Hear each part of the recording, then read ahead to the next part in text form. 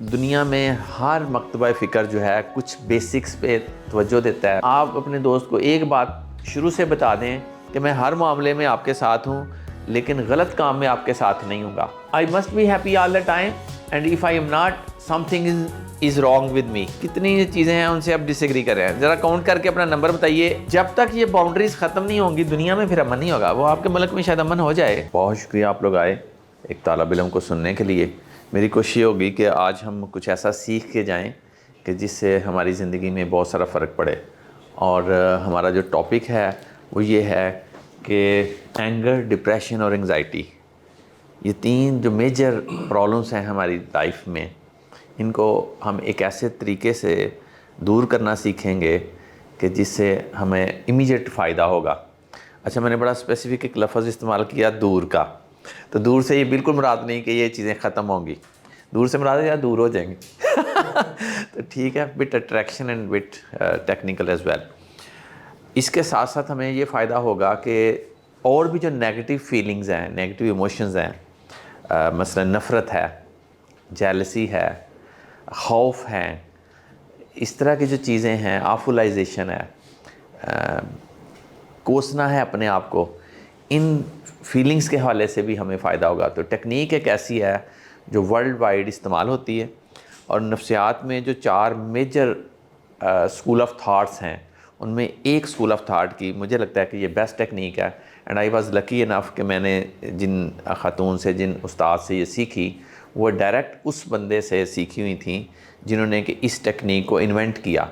और एक ऐसा क्वेश्चन भी बीच में आएगा जिसको मैं कहता हूँ $1 मिलियन क्वेश्चन, कि सदियों से बहुत सारे लोग उस बारे में बात तो कर रहे थे लेकिन फार्मूला कोई नहीं था। तो आज हम वो फार्मूला भी इंशाल्लाह सीखेंगे जिससे हमें फ़ायदा होगा। तो स्टार्ट कर लेते हैं कुछ बेसिक प्रेमिसेस से। जिस तरह से दुनिया में हर मकतबा फ़िक्र जो है कुछ बेसिक्स पे तवज्जो देता है, बेसिक्स की बात करता है जिन पे चल के हम आगे अपने आप को बेहतर कर सकते हैं। तो ये जो स्कूल ऑफ थाट है जिसके बारे में आज हम बात करेंगे और जिसकी एक टेक्निक से हम फ़ायदा लेंगे, उसके भी कुछ बेसिक प्रेमिसेस हैं, बुनियादी असूल कह लें। और मैं समझता हूँ अगर आप एक खुशगवार ज़िंदगी गुजारना चाहते हैं तो ये असूल जो हैं इनको हमें मद्देनज़र रखना पड़ेगा। बुनियादी असूल जो पहला है वो ये है कि वर्ल्ड इज़ इम्परफेक्ट। ये चीज़ हमने अपनी बुनियाद में बिठा लेनी है, तब हम इस दुनिया में बेहतर तरीके से सर्वाइव कर सकते हैं। अदरवाइज़ हमें नेगेटिव इमोशंस का बार बार सामना करना पड़ेगा। तो पहली बात क्या है कि वर्ल्ड जो है वो इम्परफेक्ट है, परफेक्ट नहीं है। हम ये तो करते हैं कि अगला बंदा जो है वो रूल पे चलता हुआ आए, ठीक है जी, उसको गाड़ी बिल्कुल ठीक ठीक चलानी चाहिए। ये रूल कहता है कि ऐसा नहीं है, हमें अपनी तवक्कुआत को चेंज करना है। हम ये समझते हैं कि मैं फेयर चलता हूँ तो दूसरे भी मेरे साथ फेयर चलें, लेकिन नफ्सियात का ये मकतबा फ़िक्र कहता है कि ये बात ठीक नहीं है, ये तवक्को ही ठीक नहीं है, क्योंकि वर्ल्ड एक ऐसी जगह है जो परफेक्ट नहीं है। और यहाँ पे मैं एक और बात करना चाहूँगा, एक मुहावरा आप सब ने सुना होगा कि नियर टू नेचर रहें। सुना हुआ है कि नहीं सुना हुआ? नियर टू नेचर हैं तो फिर आप ठीक रहेंगे, फिर आप सेहतमंद रहेंगे। लेकिन कभी सोचा है कि इस कमरे में, चले मैं एक मिसाल देता हूँ, इस कमरे में कोई एक चीज़ ऐसी बताइए जो नेचर से नेचुरल है, स्वाय हमारी ज़ात के almost everything is unnatural, human made. These are the humans who have made the delicacies, who have made the lives very easy. आपके ये जो कैमरास हैं, ये जो एसी है, इवन द चेयर्स, लैपटॉप, ये टाइल्स, ये सारा कुछ जो है ये ह्यूमन मेड है। नेचुरल कहाँ पे है? अच्छा, ये क्या जी? जी। और जो नेचर है वो कहाँ पे है? वो या तो जंगल में है या पहाड़ों में है। और आप इन दोनों जगहों पे देखें कि नेचर बड़ी क्रूअल तो नहीं है कहीं। हर जानवर धाक लगा के बैठा हुआ है, ठीक है। तो नेचर को थोड़ा थोड़ा हम इस हवाले से भी देख सकते हैं। तो मैं नहीं कहता कि हम क्रूअल हो जाए, लेकिन हमें थोड़ा सा रफ टफ और थोड़ा कैजुअल भी होना पड़ेगा, क्योंकि वर्ल्ड भी इम्परफेक्ट है, ठीक है। अगला, ह्यूमंस आर फॉलेबल, इंसान भी गलती करेंगे, हर इंसान। और अपने बच्चों को ये ज़रूर सिखाइए कि हर इंसान अच्छा है, लेकिन वो कभी कभी गलती करेगा। यस। और आपने बच्चों को ये भी सिखाना है कि आप तवक्को रखें कि आपके दोस्त, आपके रिश्तेदार भी गलती कर सकते हैं, और बच्चों को दोस्ती के हवाले से आप ये गाइड कर सकते हैं कि आप अपने दोस्त को एक बात शुरू से बता दें कि मैं हर मामले में आपके साथ हूँ, लेकिन गलत काम में आपके साथ नहीं हूँगा, कि उसने गलती कभी कभार करनी है तो आप पहले से उसे बता अवेयर कर दें। तो humans are fallible, anybody can do anything wrong, चुनांचे हमने फिर उससे बचना है और उसको टैकल करना है। तीसरी बात, present is much more important than future and past. Past को हम चेंज नहीं कर सकते, जो हो गया सो हो गया। सो जो इंसान पास्ट में रहेगा उसके चांसेस है कि डिप्रेशन में रहेगा। जिसको माजी की बातें बड़ी याद आती हैं ना, नहीं निकलती दिमाग से, समझ लेके उसके चांसेस हैं कि वो डिप्रेशन में जाएगा। और फ्यूचर इज़ अनसीन, और अगर आप फ्यूचर के बारे में बहुत सोचते हैं तो आप एंग्जाइटी का शिकार होंगे। There are more chances than others. चलिए, आपने जिसको कहते हैं ना live in here and now, आज लम्हा मौजूद में, तो प्रेजेंट को फोकस कीजिए। हाँ, मैं थोड़ी सी गुंजाइश ये निकालता हूँ कि आप नियर फ्यूचर को ज़रूर देखते रहें, प्लानिंग ज़रूर करें लॉन्ग फ्यूचर की, लेकिन रहना हाल में है और नियर फ्यूचर को ज़रा देखते रहें, अपने आप को सेट करते रहें उसके मुताबिक। चौथी बात जो है, accept yourself, others and life unconditionally. शर्त नहीं लगानी कि डॉक्टर साहब मेरे दोस्त बनेंगे तो इन शर्तों पे बनेंगे, मैं किसी ऑर्गेनाइजेशन में सेट होऊंगा तो इन शर्तों पे सेट होऊंगा। अनकंडीशनली हमें एक्सेप्ट करना होगा अपनों को, दूसरों को, और अपने आप को और अपनी इन्वायरमेंट को, जिस भी इन्वायरमेंट में हैं हम, ठीक है, उससे कोई हम डिमांड्स नहीं कर सकते। Individuals are responsible for their own emotions and behaviours. अक्सर हम ब्लैक एंड वाइट में सोचते हैं और ये हम कहते हैं कि जी उसने मुझे गाली दी, मैंने उसको 2 थप्पड़ मारे, ठीक है, और जी मेरा तो कोई कसूर नहीं है, उसने ही फजूल बात की थी ना जिसके वजह से मैं अग्रेसिव हो गया, काम तो उसने गलत किया, मैं तो नहीं किया, उसने मुझे प्रॉम्प्ट किया था। तो हम इस तरह से सोच रहे होते हैं। तो ये कहता है कि ऐसी बात नहीं है, ये जो नज़रिया है ये कहता है कि ऐसी बात नहीं है, हम खुद रिस्पॉन्सिबल हैं। इस पर अब आज हम बात करेंगे आगे तफसील में। It's better to have a flexible, realistic and tolerant view of life. Life के बारे में हमारा जो व्यू है वो बड़ा रिजिड नहीं होना चाहिए कि ये राइट है और ये रॉन्ग है। यस, रहना ही ग्रे है, टॉलरेंट रहना है हमने, ठीक है, और रियलिस्टिक रहना है, विशफुल नहीं होना। हमारी जो जितनी भी थॉट्स हैं वो रियलिटी बेस्ड होनी चाहिए और फ्लेक्सिबल भी होनी चाहिए कि keeping in view the environment, keeping in view the situation. हमने अपने आप को चेंज करना है और हमने फ्लेक्सिबल होना है। एल्बर्ट एलिस जो हैं ये इस मकतबा फ़िक्र के स्कूल ऑफ थाट के जो है ना जी फाउंडर हैं। He was an American psychologist और इन्होंने दुनिया का एक बहुत बड़ा मसला हल किया जिसके बारे में बात होगी, जिसके बारे में मैंने कहा जी $1 मिलियन क्वेश्चन है। और ये बात करेंगे बिलीफ्स की, ठीक है। और बिलीफ की डेफिनेशन क्या होगी? एक ऐसी सोच है जिस पे हमें पूरा पूरा यकीन है। जब मैं बिलीफ्स की बात करूँगा तो ये थॉट से ज़रा ऊपर की चीज़ होगी। थॉट्स जो है बिट फ्लेक्सिबल है, ठीक है, वक्ती है, ट्रांजिएंट है। बिलीफ जो है ये ज़रा फर्म है, बिलीफ पे हमारा पूरा पूरा यकीन है कि ऐसा ही है जैसा मैं सोच रहा हूँ। और ये अपने बारे में भी हो सकता है, दूसरों के बारे में भी हो सकता है और दुनिया के बारे में भी हो सकता है। तो ये बिलीफ्स के ऊपर बात होगी और ये हमारे इमोशंस और बिहेवियर को मुतासर करते हैं बिलीफ्स जो है। ये थॉट्स और बिलीफ्स में मैंने जो बताया जी फ़र्क, तो बिलीफ जो है ज़रा आगे की बात है।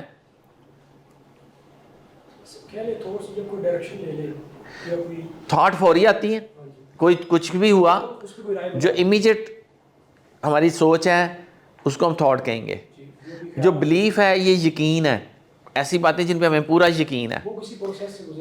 हाँ, जैसे हमारा ख्याल है कि सच का बोलबाला है, ये यकीन है ना हमारा, ठीक है, लेकिन शायद अमली ज़िंदगी में ऐसा ना हो, लेकिन हमारा यकीन है, ठीक है। तो कुछ ऐसे यकीन हैं, ये रैशनल भी हो सकते हैं, ये इरैशनल भी हो सकते हैं। फर्स्ट है फेलियर इज़ अनएक्सेप्टेबल। नाकामी जो है ना वो नाकाबिले बर्दाश्त है मेरे लिए, नाकामी ठीक नहीं है और मुझे हर कीमत पे नाकामी से बचना है। जी इससे एग्री करना है तो हाथ खड़ा करना जी अच्छा डिसएग्री करना, चलें डिसएग्री, हाथ खड़ा करना ज़रा मुश्किल काम है। अच्छा डिसएग्री, अच्छा एक दो, अच्छा सब डिसएग्री करें, एक दो लोग हैं जो समझते हैं, तीन भी समझते हैं, आप भी एग्री करती हैं कि नाकामी जो है उससे मैंने हर कीमत पे अवॉइड करना है। नहीं, like failure is unacceptable and I must avoid it at all cost. हाँ. Yes or no? हाँ, yes or no? No. Okay Yeah. ठीक है। I must be happy all the time and if I am not, something is wrong with me. हर वक्त खुश खुश रहना, मैंने हर कीमत पे खुश रहना है और अगर मैं खुश नहीं हूँ तो कुछ ना कुछ मुझ में ख़राबी है। I do agree with this. ये जो एग्री हैं इससे वो हाथ खड़ा करें। ठीक है, 1 2 3 4 5 6 ओके आगे आइए। People must treat me Fairlie and justly at all times. लोगों को मेरे साथ सही सही चलना चाहिए। अच्छा ये बड़े लोगों की डिमांड है वैसे, वो कहते हैं लोगों को मेरे साथ सही चलना चाहिए, असूलों के मुताबिक फेयर डीलिंग होनी चाहिए। आपका क्या ख्याल है? आप इधर हैं कि उधर हैं? यस है कि नो है? यस है कि नो है? आप ठीक हो गया। अच्छा आगे, I am capable of handling life challenges. ठीक है, कौन कौन समझता है कि मैं जो ज़िंदगी के चैलेंजेस हैं ना उनको मैं एक्सेप्ट कर सकता, उनको फेस कर सकता हूँ। I must control everything around me to be happy and safe.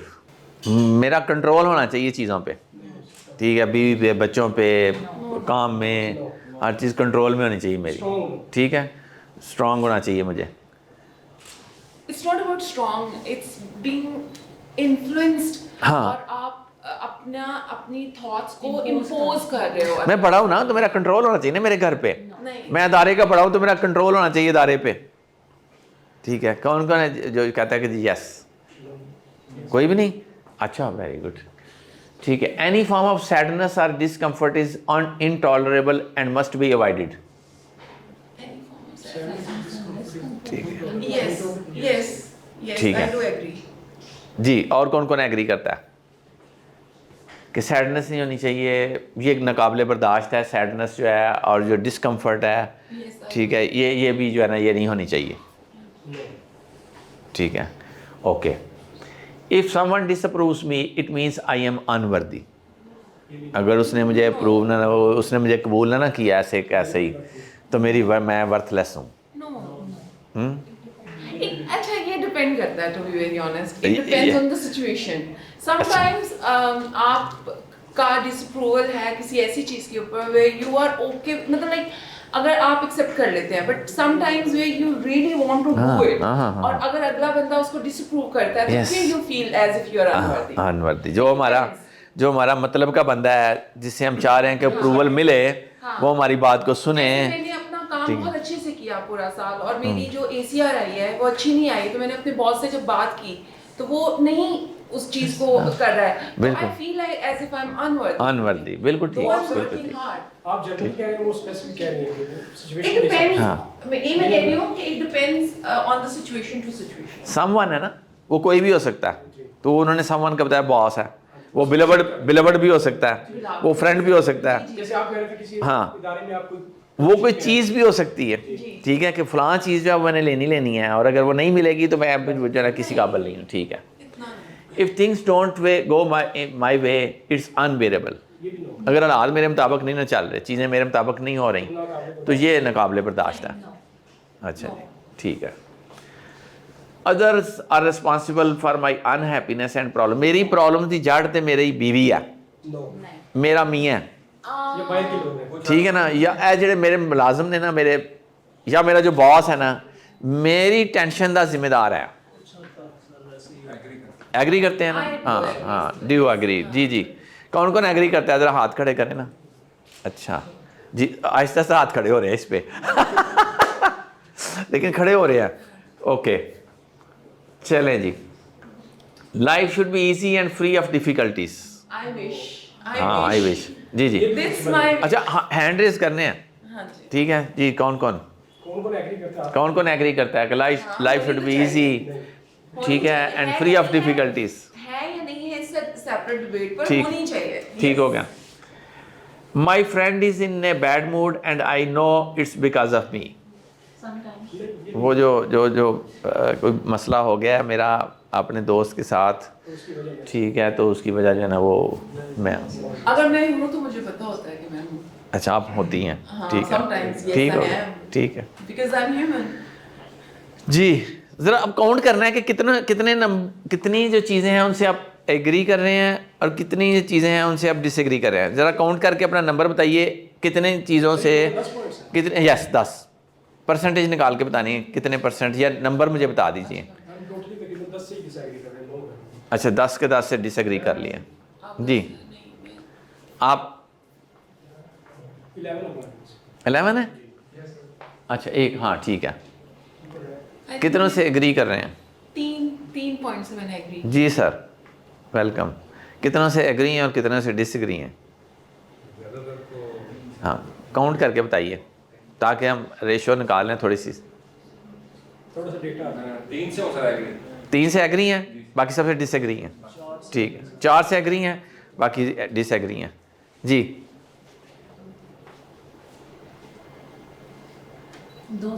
2 से एग्री हैं, ठीक है। आप सर? 5 से एग्री हैं जी। हसन साहब ज़्यादातर से एग्री है, वेरी गुड। एक शेर बच्चा भी आ गया हमारे दरमियान जी। सर आप 3 से एग्री हैं जी। यू डिसएग्री विद ऑल, हाँ ठीक है। आपका मैच पढ़ने वाला है जी। सर आप डॉक्टर साहब आप कितनों से एग्री कर रहे हैं, कितने 11 में से? यानी ये हमारी ये भी एक टेंडेंसी होती है कि शकूर साहब जो कहेंगे ना बस ठीक है, ठीक है।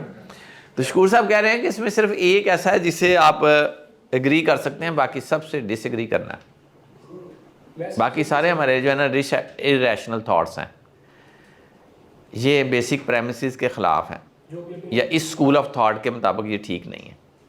और जो ठीक है वो ये है कि मैं हैंडल कर सकता हूँ चैलेंजेस को, ठीक है। ये एक ऐसी थॉट है जो कि ठीक है और जिसके मुताबिक जो है हमें चलना चाहिए। हमें अपने पे यकीन है कि हम हैंडल कर सकते हैं। हैंडल डजंट मीन कि आप उसको चेंज कर लेंगे, आप उसको सेटल कर लेंगे। We can live with it, even sometimes we live with some problems, तो नथिंग टू वरी, ठीक है। हम उसको मैनेज करेंगे, ठीक है, कि कैसे रहना है, and we will learn the things, ठीक है। हम तरीके सीख लेंगे जी। My friend is in a bad mood and I know it's because of me. जी आगे चलते हैं, फिर देखते हैं कि क्या बनता है दोस्त का, ठीक है। हाँ आप हैं जिम्मेदार कि कोई और जिम्मेदार है, ठीक है। एक एक्सरसाइज करते हैं जी, बड़ी मज़े की एक्सरसाइज है और we will learn a lot.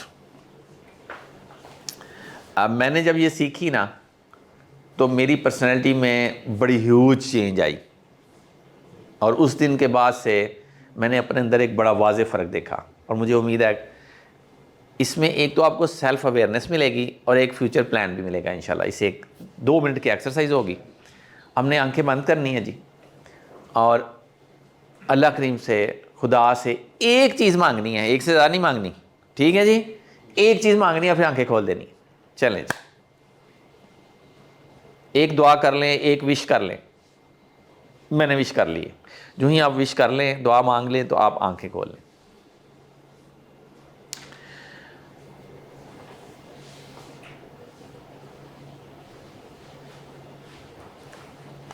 अच्छा मैंने ये दुआ मांगी है कि मैं बहुत बड़ा इंसान बन जाऊं, बहुत ऊंचा। जी हसन आपने क्या मांगा? अगर आप शेयर, अच्छा आपको हक है कि आप प्राइवेसी रख सकें। होता है आपने कोई ऐसी चीज़ मांगी है जो आप बताना नहीं चाहते, तो जो बताना चाहेगा वो पार्टिसिपेट कर ले, और जो नहीं बताना चाहता वो कह दे कि इट्स सीक्रेट। जी हसन सीक्रेट है कि बता सकते हैं आप? अच्छा बिल्कुल ठीक है। दुनिया और आखिरत तुसी तो सारा कुछ ही मांग लिया ना, फिर गुड, ज़बरदस्त। हाँ करोड़पति हो जाए, अपने माँ बाप के साथ मेरा मैक्सिमम वक्त गुजरा। आपका वक्त अपने पेरेंट्स से गुजरे, सुकून मिल जाए आपको, ठीक है जी। इधर से कोई इनर पीस, आपको इनर पीस मिल जाए जी। डॉक्टर साहब क्या मांगा आपने? अच्छा, आपने भी दुनिया और आखिरत, बिल्कुल ज़बरदस्त दुआ है जी। जी आपने शेयर कर सकते हैं। हालात का सामना करने के लिए। अब हम एक दफ़ा फिर दुआ मांगेंगे। आप अच्छी से मांगेंगे, वेरी गुड, एक्सीलेंट। अब हम एक दफ़ा फिर जो है दुआ मांगेंगे, लेकिन इस दफ़ा दुआ में से मैं, मेरी या मेरे और मुझे ये निकाल देने लफ्ज़, यानी आई को निकाल देना आपने। इस दफ़ा मैं या मैं, मेरे से मुतलका कोई चीज़ नहीं आनी चाहिए, कोई बंदा नहीं आना चाहिए, ठीक है। मैं को माइनस करना है इस दफ़ा, ठीक हो गया। एक दुआ फिर करते हैं जी। इस दफ़ा दुआ मैंने ये मांगी है कि सारी दुनिया के लोग खुशहाल हो जाएं, सारी दुनिया के लोग खुश हो जाएं।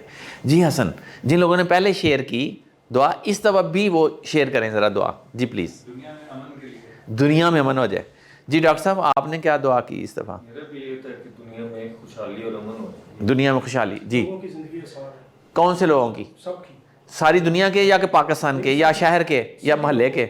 यानी ओवरऑल सभी की ज़िंदगी। सभी, सभी से बड़ा सारी दुनिया के लोग हैं। Very good. पाकिस्तान से जागत खत्म हो, पाकिस्तान से जहालत ख़त्म हो जाए, सेम टू यू, खुशहाली सारों के लिए कि सब मोहल्ले के लिए, पाकिस्तान के लिए, इस्लाम के लिए, इंसानों के लिए। इंसानों के लिए जी। सब दा भला सब दी। सब दा भला सब की खैर जी। सर इस्लामिक वर्ल्ड का इमेज बेहतर हो जाए। इस्लामिक वर्ल्ड का इमेज बेहतर हो जाए जी। आप में से किसी ने शेयर की पहले, अब आपने पैलेस्टाइन के लिए कर दी जी। किसी और ने कोई शेयर, अगर किसी और ने, मरीजों के लिए शिफा, आपके ने अपने पहली दफ़ा क्या मांगा था? पहले तो मैंने अपने पेरेंट्स के अपने पेरेंट्स के लिए मांगी दुआ, गुड हो गया। अब ज़रा गौर कीजिएगा कि जब हमें आज़ाद, मैंने पहली दफ़ा आपको आज़ाद छोड़ा ना, मैंने कोई शर्त नहीं लगाई। दुआ हम मांग रहे थे अल्लाह करीम से।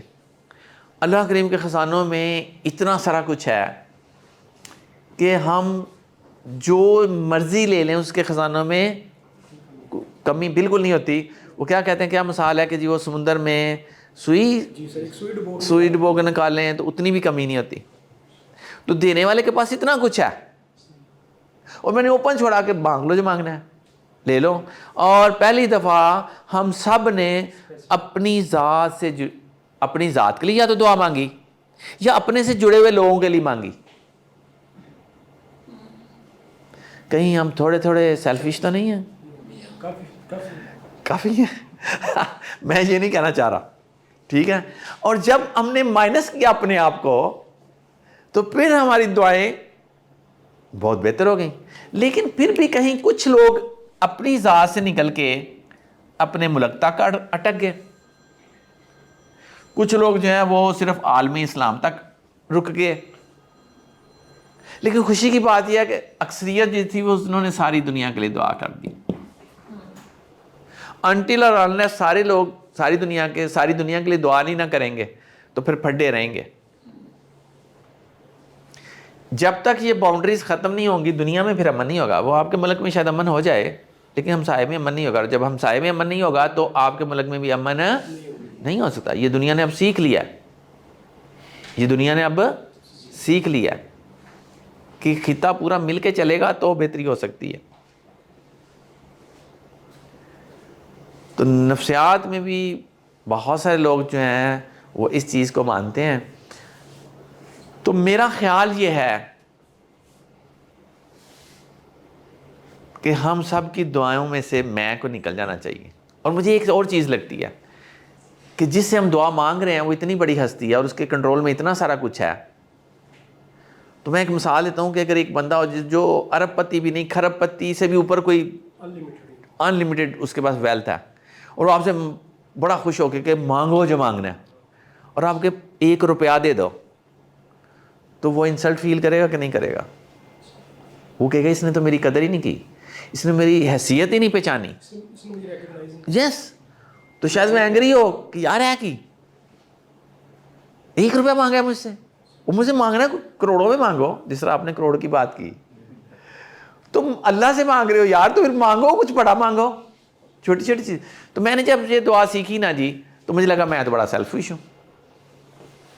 उस दिन के बाद से मुझे कई साल हो गए, 20-25 साल, शायद इससे भी ज़्यादा अरसा हो गया, मैंने अपने लिए शायद ही कभी कुछ मांगा हो। वो गलती से मुंह से निकल गई, दुआ तो मांगी होगी। मेरी हर दुआ में आप सारे लोग शामिल हैं। मेरी हर दुआ में सारी दुनिया के लोग शामिल हैं। आज जब घर जाए ना, सारी दुनिया के लिए मांग के ज़रा देखिएगा। यकीन कीजिए किसी और को कोई फ़र्क नहीं पड़ेगा शायद, लेकिन आपके अंदर एक सुकून जो है वो ज़रूर पैदा होगा। नफ़रतें बहुत कम रह जाएंगी, तासुबात बहुत कम रह जाएंगे। सारी मखलूक अल्लाह की है, सबके लिए मांग लें। अगर आपको लगता है कोई गलत रास्ते पे, तो सबके लिए मांगें कि सब सीधे रास्ते पे आ जाएं। अगर वो जुल्म कर रहा है तो सबके लिए दुआ मांगें कि कोई किसी पे जुल्म ना करे। क्योंकि जिनको लगता है ना कि कोई हम पे जुल्म कर रहा है, तो शायद कभी हमने भी उस पर जुल्म किया हो। शायद दुनिया के किसी और खित्ते में, ठीक है, वो जिसको हम ठीक समझ रहे हैं वो किसी पर जुल्म कर रहा हो।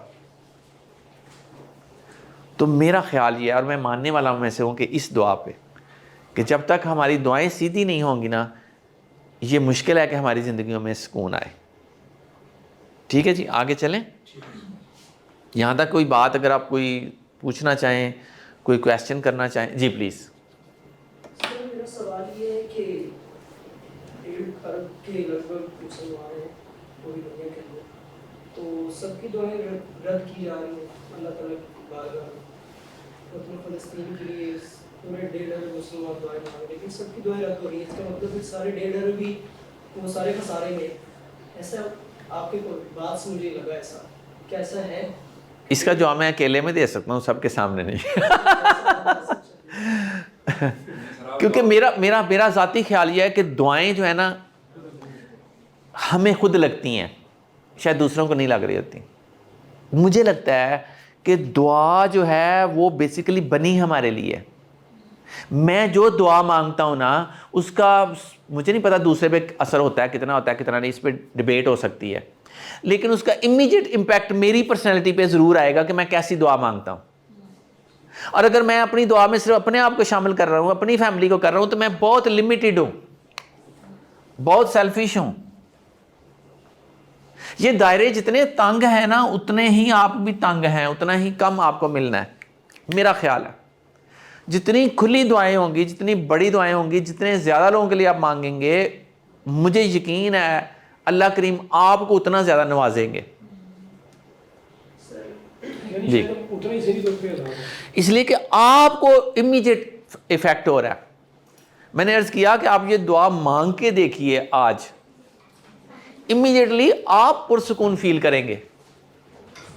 मैंने किसी की गारंटी नहीं दी दूसरे को लगेगी कि नहीं लगेगी। मुझे नहीं पता, आपके पैदा होने से पहले मैं आपके लिए दुआ मांग रहा हूँ, आपको लगी है कि नहीं मुझे नहीं पता, लेकिन मुझे ज़रूर मेरी दुआएं लगी हैं। I am very peaceful person. मेरे अंदर नफ़रत नहीं है किसी दुनिया के बंदे के लिए। मेरी नफ़रतें जब खट गई तो मैं सेहतमंद हो गया ना। आपको पता है कि जब आप नफ़रत किसी से करते हैं तो आपके पूरी बॉडी के जो हार्मोन्स हैं उनमें फ़र्क पड़ता है। जी, रूह की बीमारी, ये डॉक्टर साहब बैठे हैं, ये बताएंगे जिस्म की भी बीमारी होगी, जो रूह की बीमारी है वो आपके जिस्म पे भी इम्पैक्ट रखेगी। क्योंकि जब आप नेगेटिव इमोशंस का शिकार होते हैं, नफ़रत का, गुस्से का, तो फिर आपके हार्मोन्स जो हैं उनमें फ़र्क पड़ता है। वो आपकी बॉडी को भी मुतासर करते हैं और आपकी साइकी को भी मुतासर करते हैं। और जब आपकी दुआएं बड़ी पीसफुल हैं, बड़ी अच्छी हैं और सारी दुनिया के लिए हैं, आप दुआ मांगते हैं बीमारों के लिए, तो सारी दुनिया के बीमारों को शामिल कर लें। आप दुआ मांगते हैं कि आप करोड़पति हो जाएं, यार सारी दुनिया के लोग करोड़पति हो जाए तो क्या एतराज़ है? कोई है एतराज़ हमें?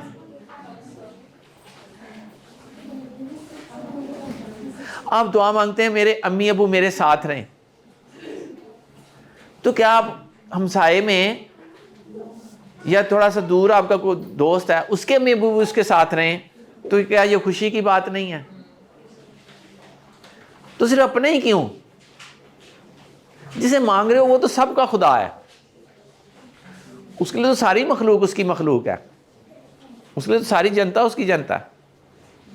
तो मैंने तो यकीन करिए कि इस दुआ से बड़ा ही फ़ायदा उठाया। मेरे दिल में नफ़रतें नहीं हैं, कदूरतें नहीं हैं, ठीक है। तो ये एक दुआ आपको बहुत कुछ देगी। करके देखें ज़रा कुछ अरसा, माइनस कर। मैं जब भी अपने पेरेंट्स के लिए दुआ करता हूँ ना जी, तो मैं सारी दुनिया के जो फौत शुदगान हैं उनके लिए दुआ करता हूँ, सारी दुनिया के, आपके बड़ों के लिए भी जो जा चुके हैं, मेरे दुआ में तो वो भी शामिल है। उनको क्या इम्पैक्ट है मुझे नहीं पता, लेकिन मुझे पता है कि मेरी इस दुआ के बाद मैं पीसफुल हो जाता हूँ, मुझे सुकून ज़रूर मिलता है, मेरी पर्सनैलिटी में ज़रूर चेंज आती है। जी सर, आप कुछ कहना चाह रहे हैं? सर कहीं ऐसा तो नहीं है कि इस्लामिक पॉइंट ऑफ व्यू से दुआ मांगने वाले का जो क्वालिफिकेशन, जो क्राइटेरिया है, हम उसको क्वालिफाई ना करते हों, इसलिए हमें उसकी रिटर्न दुआ की वो हमें नहीं पहुंचती। मैं अभी मज़हब को नहीं टच करूँगा, क्योंकि मज़हब बड़ा सेंसिटिव सा इशू है और बिलीफ्स पे मुश्तमिल है, ठीक है। तो मैं वो चीज़ें शेयर कर सकता हूँ जो जिनसे मुझे भी फ़ायदा हुआ है, ठीक है। तो मैं ये समझता हूँ, ये जो रब्बना आतिना दुआ है, ये मैंने भी बड़ी दफ़ा मांगी है, और मैं चक्कर लगा रहा होता हूँ तो मैं मांगता हूँ, ठीक है, वैसे भी मांगता हूँ। लेकिन मैं कहता हूँ जी सब के लिए क्यों, मैं तो दुआ मांगूँगा सब के लिए, मुझे अच्छा लगता है, मुझे लगता है कि मुझे इससे बड़ा पीस मिलता है, बड़ा सुकून मिलता है, और मेरे नेगेटिव इमोशंस जो हैं उनमें बहुत कमी होती है वाकई, और मुझे बहुत अच्छा लगता है। मैं दुनिया के कई ममालिक घूम चुका हूँ और मुझे लगता है कि सारी दुनिया के लोगों की साइकी एक जैसी है, सारी दुनिया के लोग अच्छे हैं। मेरा मानना यह है कि अल्लाह की बेस्ट क्रिएशन है अगर इंसान, तो ये फिर द बेस्ट ही है, ठीक है, ये शानदार है ऑल अक्रॉस द वर्ल्ड, ठीक है जी। आगे चलें जी प्लीज़। सवाल इसी बात पे आपने कहा था कि दुआएं सबके लिए ही मांगनी चाहिए, जब भी मांगनी चाहिए अपने लिए। तो एक दिन वो एक मस्जिद में बैठा मैं सुन रहा था उस वक्त, तो वहाँ पर बात ये होगी कि दुआ सिर्फ मुसलमानों के लिए मांगी जानी चाहिए या सबके लिए मांगी जानी चाहिए। तो उन्होंने कहा कि नहीं, सिर्फ मुसलमानों के लिए मांगी जानी चाहिए जो बहुत शुभगान है, तो बाकियों को अगर दुआ करेंगे तो नहीं पहुँचेगी। चले, उनका ख्याल ये है। हाँ जी, ये मैं अर्ज़ कर रहा हूँ ना कि मैं मज़हब को टच नहीं करूँगा, क्योंकि मज़हब की बुनियाद पे फिर मैं तो चाह रहा हूँ कि सारी दुनिया खुश रहे ना, मैं तो चाह रहा हूँ सारी दुनिया खुशहाल हो जाए। क्योंकि अगर एक कोई ख़ास फ़िरका या कोई ख़ास मुल्क खुशहाल हो गया और बाकी खुशहाल ना हुए, तो दुनिया का एक और भी आपको रूल पता होगा, दुनिया में एक रूल है या बात है कि हर इंसान को बुनियादी ज़रूरियात दे दो, खाना दे दो, वरना वो छीन लेगा उससे जिसके पास वाफर है। तो दुनिया में अमन के लिए, और दुनिया ने इसी पे तरक्की की है। एनी हो, हम किसी एक रिलीजन को टच नहीं करेंगे, मैं तो वो चीज़ें बताऊंगा जो मैंने पढ़ी हैं और सीखी हैं और मैंने इस्तेमाल भी की हैं और उनका फ़ायदा भी हुआ है। दुआ में ये शामिल है ना, कुल मोमिनीन कुल मोमिनात कुल मुस्लिमीन कुल मुसलमान। मैं फिर कहूँगा कि मुझे मज़हब के हवाले से ना, मैं एक साइंस का स्टूडेंट हूँ, एक सोशल साइंस में मेरा इल्म है, तो जो मेरा इल्म है मैं इस प्लेटफॉर्म से चाहूँगा कि मैं उसी, क्योंकि इसमें शायद कोई ऐसा बंदा भी बैठा हो जो हमारे मज़हब का ना हो, ठीक है, तो मैं वो बात करूँगा जो सब के लिए मुझे लगता है कि एप्लीकेबल है, ठीक है। तो आप आगे आप अच्छा, ये सारी चीज़ें जो हैं ये मैं शेयर करूँगा, ये सारी शायद ठीक भी ना हो, मैं भी इंसान हूँ, गलती कर सकता हूँ, ह्यूमन्स आर फॉलेबल ना, ठीक है, ह्यूमन्स आर फॉलेबल, तो हो सकता है मेरी बातें भी ठीक ना हो, जो आपको बात अच्छी लगे वो कर लें, जो अच्छी लगे नहीं लगती ना करें, कोई इसमें ऐसा नहीं है, मैं कोई बहुत आलम नहीं हूँ, मैं तो तालिब इल्म हूँ। चलें जी, अब एक और एक्सरसाइज करते हैं, ठीक है। इस दफ़ा फिर हमने आंखें बंद करनी, ठीक है। अच्छा, आंखें बंद करने से किस किस को लग रहा है कि मेरे लिए आंखें बंद करना मुश्किल है? कोई ऐसा बंदा है जिसको लगे? क्योंकि अगर कोई ऐसा होगा तो मुझे लगेगा, नफ्सियात की ज़बान में कुछ लोगों का ख्याल है कि अगर किसी के लिए आंखें बंद करना मुश्किल हो तो उसकी एंग्जाइटी, टेंशन लेवल बड़ा हाई होता है, ठीक है, वो कंट्रोल खोना नहीं चाहता, और जितना आप कंट्रोल अपने हाथ में करना चाहेंगे, आपका tension level, stress level, anxiety level उतने चांसेस हैं कि बढ़ जाए। तो ये कंट्रोल भी अपने हाथ से छोड़ना है। तो आंखें बंद कर लें तो अच्छी बात है, नहीं भी करेंगे तो कोई मुश्किल नहीं है, ये जो एक्सरसाइज हम करने जा रहे हैं ये हो जाएगी इंशाल्लाह। चलें जी, आंखें बंद करते हैं और इस दफ़ा हम इमेजिन कर रहे हैं कि हम कासिम अली शाह फाउंडेशन की बजाय हम बस में बैठे हुए हैं, और बस की जो सीट है वो सीढ़ियाँ चढ़ते साथ ही बस में दाखिल होते ही जो फ्रंट आगे बिल्कुल सामने हमारे सीट है, उससे एक नंबर अगली सीट है, उस पर आप बैठे हुए हैं और कॉर्नर पे बैठे हुए हैं राहदारी के साथ, और बस जो है वो गांव के कच्चे पक्के रास्तों पर चल रही है। आप अपने ध्यान बैठे हुए हैं, कभी सवारियाँ बढ़ जाती हैं, कभी कम हो जाती हैं, कभी रश हो जाता है, कभी कम हो जाता है। आप बैठे हुए हैं अपने ध्यान में, और अचानक कोई नोकदार चीज़ ज़ोर से आपकी बगल में लगती है। क्या फीलिंग है आपकी?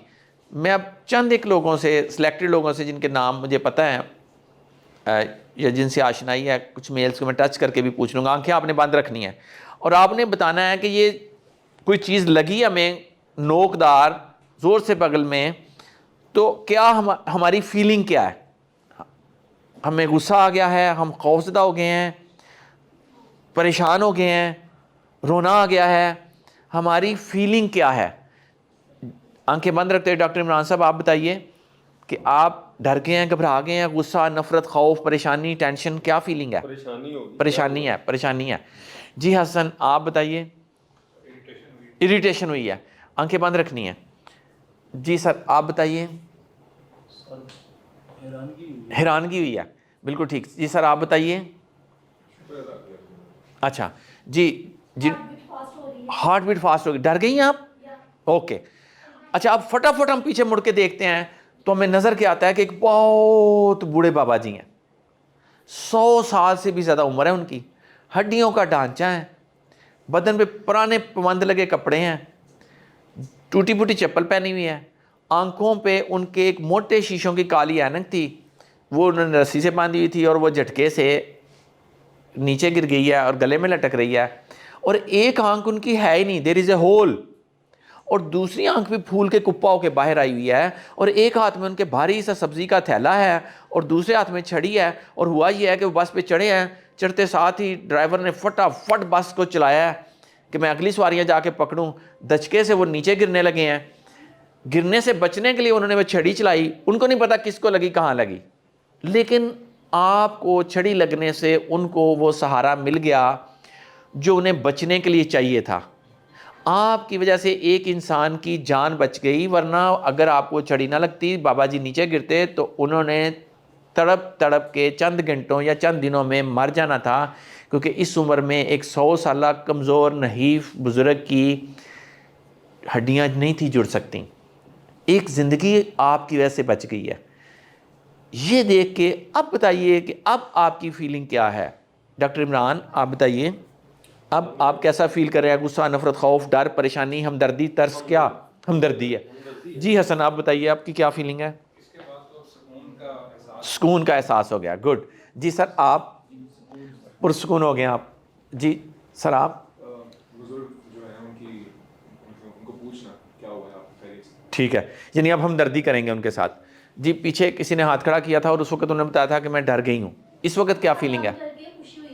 इस वक्त अब आप खुश हो गई हैं। ओके आंखें खोल लें जी।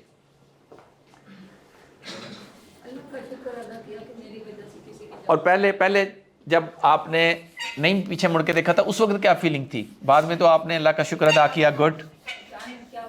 हाँ, और फीलिंग क्या थी? ये तो ज़हन में आपकी बात आई ना कि क्या हुआ है, मैं जानूं क्या हुआ है। तो तजस्सुस था, हैरानगी थी, डर था, ठीक हो गया। ओके नो सी, एक वाकया हुआ जी, एक इवेंट हुआ, और उस वाकये की वजह से हम अक्सरियत में क्या हुआ, हम डर गए या परेशान हो गए, ऐसे ही हुआ ना? अच्छा वाकया सेम का सेम रहा, वाकया से ये छड़ी लगी थी हमें और ये थी हमारी फीलिंग, वाकया वही का वही रहा, सेम छड़ी लगी, लेकिन जब हमने पीछे मुड़ के देखा तो फीलिंग चेंज हो गई, अब हम दर्दी है।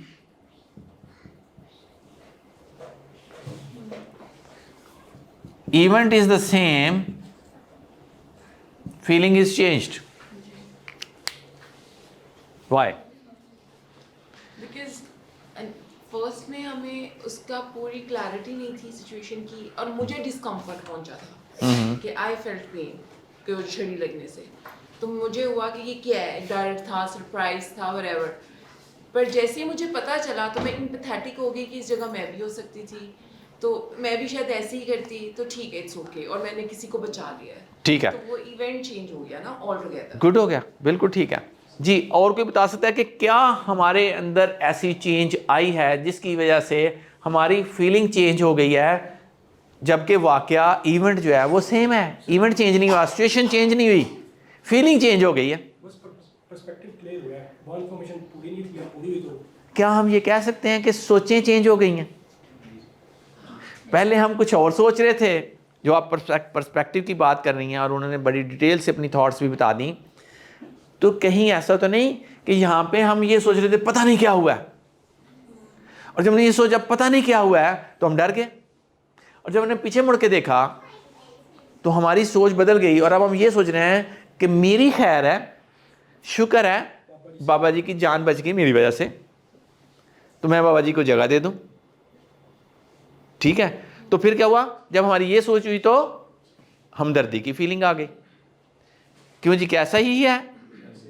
आप देखिए ना, पहले थॉट्स हमारी क्या थी, जब मैंने पहली दफ़ा आपसे पूछा तो हमारी थॉट्स ये थी पता नहीं क्या हो गया,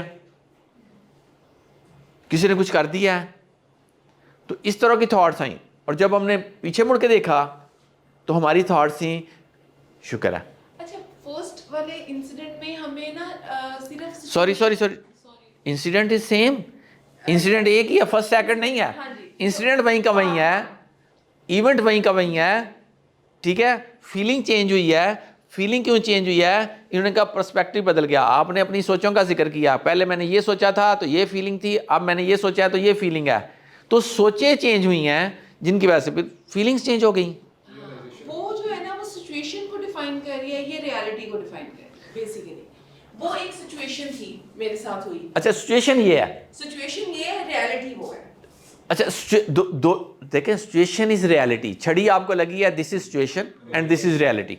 No, it's not like, for example, right now we are sitting in this room and suddenly मुझे बाहर से लोगों के भागने की आवाज आई है, तो अब मुझे ये लगा सिचुएशन है, ये मुझे लगा शायद फायर हो गया। तो ये जो आपको लगा ये आपकी थॉट्स हैं, तो ये सिचुएशन है ना। हाँ, अभी right now। सिचुएशन ये है कि बाहर से लोगों के दौड़ने की आवाज आई, ये एक सिचुएशन है, अच्छा, ये एक इवेंट है, ये एक सिचुएशन है। अब उसकी इंटरप्रिटेशन आप कर रही हैं कि फायर हो गया। उनको पता है कि रोज इधर से कुछ लोग दौड़ते हुए गुजरते हैं, वो कहते हैं लोग दौड़े हैं, ही इज रिलैक्स, क्योंकि उसकी सोच ये है कि लोग दौड़ रहे हैं और रोज दौड़ते हैं। ठीक है, वो रिलैक्स है। आपकी जो सोच है, आप कहते हैं गोली लग, तो फिर उसकी वजह से आप हड़बड़ा जाएंगी। प्री-कंसीव भी नोशन कुछ होते हैं जिसकी वजह से वो बिलीव्स जिनकी हमने पहले बात की, वो शुरू में क्या थे, बेसिक प्रिंसिपल्स, प्रेमिसेस जिनकी बात की, तो मैंने इसलिए पहले बात बयान की कि हमें थोड़ी सी अवेयरनेस आ जाए कि हमारे बिलीव्स क्या हैं और किन बिलीव्स के साथ हम चलेंगे तो मामला ठीक रहेंगे, और किन बिलीव्स के साथ चलेंगे तो मामला ठीक नहीं रहेंगे। वो बेसिक प्रेमिसेस हैं, वो बुनियाद हैं, उसके ऊपर अब हमारी वेरिएशंस हैं, सिचुएशन टू सिचुएशन चेंज होंगी, पर्सन टू पर्सन चेंज होंगी। ठीक हो गया? तो अब ये देखिए, आगे चलते हैं, यहाँ पे आई थॉट्स। थॉट क्या थी? पता नहीं क्या हो गया। जब हमने ये सोचा तो डर पैदा हुआ। ये थी हमारी थॉट्स। और इधर थॉट क्या थी? शुक्र है मेरी वजह से बाबा जी की जान बच गई। क्यों जी, ऐसा ही है ये थॉट। तीन चीजें हैं हमारी जिंदगी में, वाकयात, इवेंट्स, सिचुएशंस, थॉट्स और फीलिंग्स। इन तीनों में सबसे अहम चीज कौन सी है? हर बंदा लिख ले, या पहले तय कर ले फिर बोले, ताकि कोई दूसरा उसकी राय को इम्पेक्ट ना कर सके। 3 चीज़ें हैं, थॉट्स, इवेंट्स, फीलिंग्स। सबसे अहम कौन सी चीज़ है? Very good. हम अक्सर फीलिंग्स की ज़बान में बात करते हैं। उसने मुझे बड़ा डिस्टर्ब किया, मैं बड़ा दुखी हूं, ये बड़ी टेंशन रहती है, एंजाइटी, बड़ी डिप्रेशन है, बहुत उदास, हालात बड़े ख़राब। ठीक है, हम जब भी बात करते हैं तो हम फीलिंग्स की ज़ुबान में बात करते हैं। मैं डिस्टर्ब हूँ, मैं डिप्रेस हूँ, मैं उदास हूँ, मुझे गुस्सा आता है, ऐसा ही है ना? लेकिन फीलिंग्स का दारोमदार किस पे है? तो फिर कौन सी चीज़ सबसे अहम हुई? तो फिर आज के बाद तो हमने थॉट्स पे बात करनी है। आज के बाद हमने, क्योंकि फीलिंग्स खुद पैदा नहीं हो रही। फीलिंग्स किसकी वजह से पैदा हो रही हैं? थॉट्स की वजह से। तो फिर आज के बाद हमें थॉट्स की ज़बान में बात करनी होगी। हम ये नहीं कह सकते उसने बदतमीजी की और मैंने उसे थप्पड़ मारा या मैंने गालियां दी उसे। ये एक्शन और रिएक्शन की ज़बान में हम बात नहीं कर सकते कि ये इवेंट हुआ और ये हमने एक्शन दे दिया या ये हमारी फीलिंग थी कि गुस्सा आ गया। तो आज के बाद हमने थॉट्स की ज़बान में बात करनी है, फिर मामला ठीक होंगे। और अगर आप फीलिंग्स की ज़बान में बात करते रहेंगे तो फिर पढ़े पढ़ते रहेंगे, या फिर आप ब्लेम करेंगे लोगों को। तो अब यहाँ पे हम 2 असूल सीखते हैं ज़िंदगी के। अगर हमने, जी प्लीज़, जी ठीक है, इमोशन ज़रा बड़ा लफ्ज़ है, फीलिंग ज़रा थोड़ा छोटा है। ठीक है, इमोशन ज़रा स्ट्रॉन्ग है। ठीक है, चलें, यहाँ तक क्लैरिटी है? जी प्लीज़। सर अगर एक सवाल है कि बाबा जी की जगह कोई नौजवान होता, हाँ, सारे के सारे मामले उल्टे हो जाते, तो आपकी सोच बदलनी थी। Again all things depend on thoughts. बाबा जी के अगर और होता लफंटर, तो फिर आपकी सोच और होनी थी। जब सोच और होनी थी तो फीलिंग भी और होनी थी। तो इंपॉर्टेंट कौन सी चीज हुई फिर? थॉट्स। ये लर्न करना है आज हमने। अगर ये लर्न कर लिया तो फिर आगे बात बढ़ेगी, फिर जिंदगी बेहतर होगी। और अगर हम यही सोचते रहे कि फलां ने ये गलत काम किया था, इस वजह से मुझे गुस्सा आया था, तब मैंने ये एक्शन किया था, तो फिर पढ़े पढ़ते रहेंगे। फिर हमारी ज़िंदगी में फिर एक सेशन में चीज़ें बेहतर होने वाली नहीं है। लेकिन अगर आज आप यहाँ से ये मान के उठते हैं कि मेरी सोचें ही सब कुछ हैं, मेरी सोचें ही सब कुछ हैं, क्योंकि मेरी फीलिंग्स का दारोमदार सोचों पे है, तो सोचें ही हैं जो मुझे पॉजिटिव फीलिंग देंगी और जो मुझे नेगेटिव फीलिंग देंगी। So sir, हमें वो टूल्स बताए ना जिनसे मैं अपने थॉट्स पे रिलाई करना शुरू करूँ rather on। जी आ रही है, आ रहा है। ठीक है, पहले यहाँ पे मुत्तफिक हो ले, पहले सारे मुत्तफिक हो जाए कि थॉट्स इंपॉर्टेंट है। सारे मुत्तफिक होंगे तो हम आगे चलेंगे फिर। और अभी $1 मिलियन क्वेश्चन आने वाला है, और मैं उस बंदे को बड़ा इनाम दूंगा जो उस $1 मिलियन क्वेश्चन का जवाब भी देगा। ठीक है, तजस्सुस पैदा कर रहा हूँ मैं ज़रा। ठीक है, आप तैयार हो जाएं बड़े इनाम के लिए। ठीक है, इंसेंटिव, यस। इसलिए कि हज़ार साल की हमारी तारीख है इंसानियत की, है ना? 10,000 साल की। तो दुनिया का कोई इंसान उस बात का जवाब नहीं दे सका जिसका जवाब फिर एल्बर्ट एलिस ने दिया, और जो मैं आपके साथ आज शेयर करूंगा इंशाल्लाह। यहाँ तक सब क्लियर है? इधर तक मुत्तफिक हैं? चले अब 2 असूल ज़िंदगी के सीख लेते हैं। अगर हमने ये असूल सीख लिए तो देयर इज़ एवरी पॉसिबिलिटी कि इंशाल्लाह ताला हमारी ज़िंदगी बहुत शानदार हो जाएगी। ठीक है, बिल्कुल इंशाल्लाह। और एक सेशन में चीज़ें जो हैं वो चेंज हो जाएंगी, बहुत सारी दूर चली जाएंगी। टेंशन, डिप्रेशन, गुस्सा, नफ़रत, खौफ, गिल्ट, ठीक है, ये सारी नेगेटिव फीलिंग्स जो हैं। पहला रूल जो कि आपने खुद ही सीखा है और आपने मुझे सिखा दिया, क्योंकि आपने सोचें बदली ना, और आपने मुझे सिखा दिया है कि जनाब पहली बात ये कि वाक़यात अहम नहीं है। इवेंट कोई फीलिंग पैदा नहीं कर रहे, इवेंट कोई फीलिंग पैदा कर नहीं कर रहे। और कौन फीलिंग पैदा कर रहा है? हमारी सोचें अहम है। और मुझे खुशी है कि मेरी ऑडियंस इतनी शानदार है कि किसी बंदे ने भी इवेंट की बात ही नहीं की, सारे डायरेक्ट पहुंचे हैं फीलिंग्स पे। और वाकई फीलिंग से हम डिस्टर्ब होते हैं ना, लेकिन बिहाइंड द फीलिंग्स कौन है? थॉट्स हैं। चलिए हम सारे फटाफट पहुंच गए असल नतीजे पे। हमें लंबा चक्कर नहीं काटना पड़ा कि पहले वाकयात की अहमियत पे बात की जाए, या कुछ लोगों ने कहा नहीं जी नहीं, वाकया बड़ा अहम है। ठीक है, किसी ने वाकये की अहमियत, तो ये हम सब जान चुके हैं, सारे लोग मुत्तफिक हैं कि वाकयात अहम नहीं है। आज के बाद कोई आपको गाली देता है ये अहम नहीं है। कौन सी चीज़ अहम है? कि मैंने उस गाली के बारे में क्या सोच रखी है।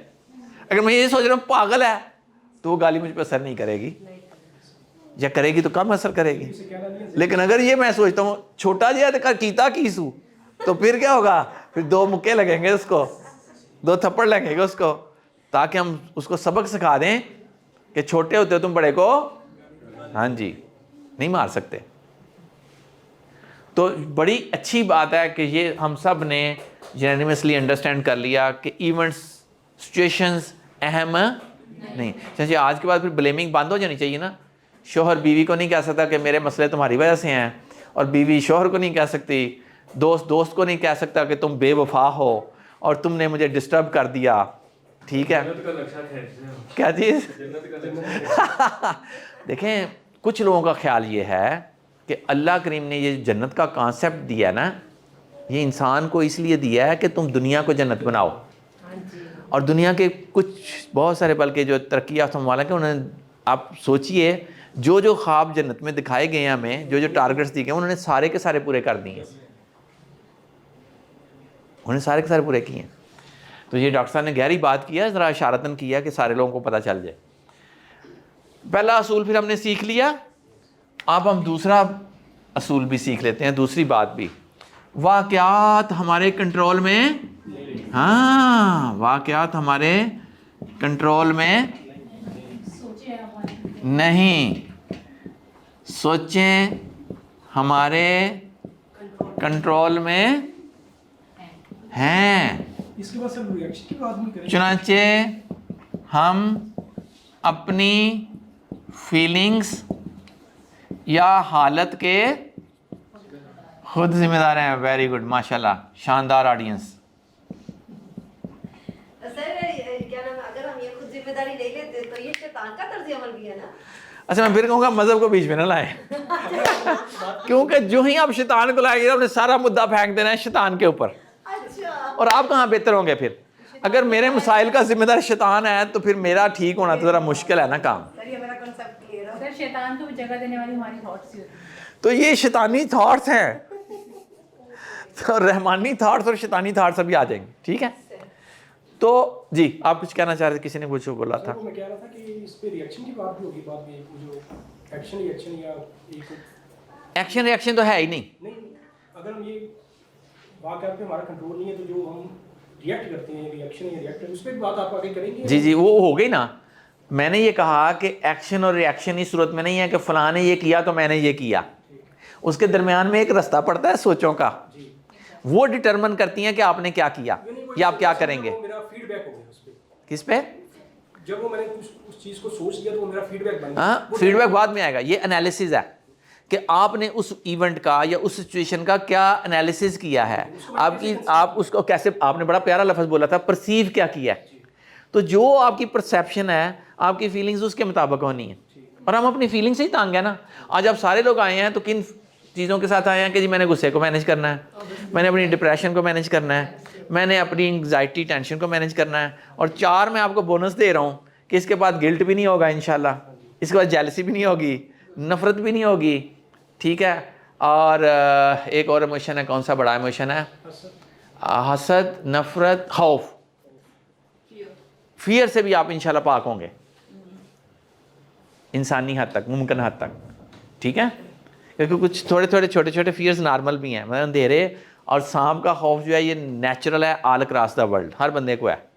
तो ये थोड़ी थोड़ी मिकदार में नॉर्मल है। सो अब दूसरा रूल पढ़िए, ये बड़ा अहम है, और इसमें एक एक्सेप्शन भी अब होने वाली है। दूसरी बात जो हम सीख चुके वो ये है कि वाक़या चूँकि हमारे कंट्रोल में नहीं है, ठीक है, क्या है हमारे कंट्रोल में नहीं है, नेचर हमारे कंट्रोल में नहीं है, लोग हमारे कंट्रोल में नहीं है, ठीक है, नेचर हमारे कंट्रोल में नहीं है, तो इवेंट्स जो हैं वो हमारे कंट्रोल में नहीं है। सोचें हमारे कंट्रोल में, चूँकि हम सब अपनी फीलिंग्स के खुद ही जिम्मेदार हैं। सोचों को बदलें, फीलिंग्स बदल जाएंगी।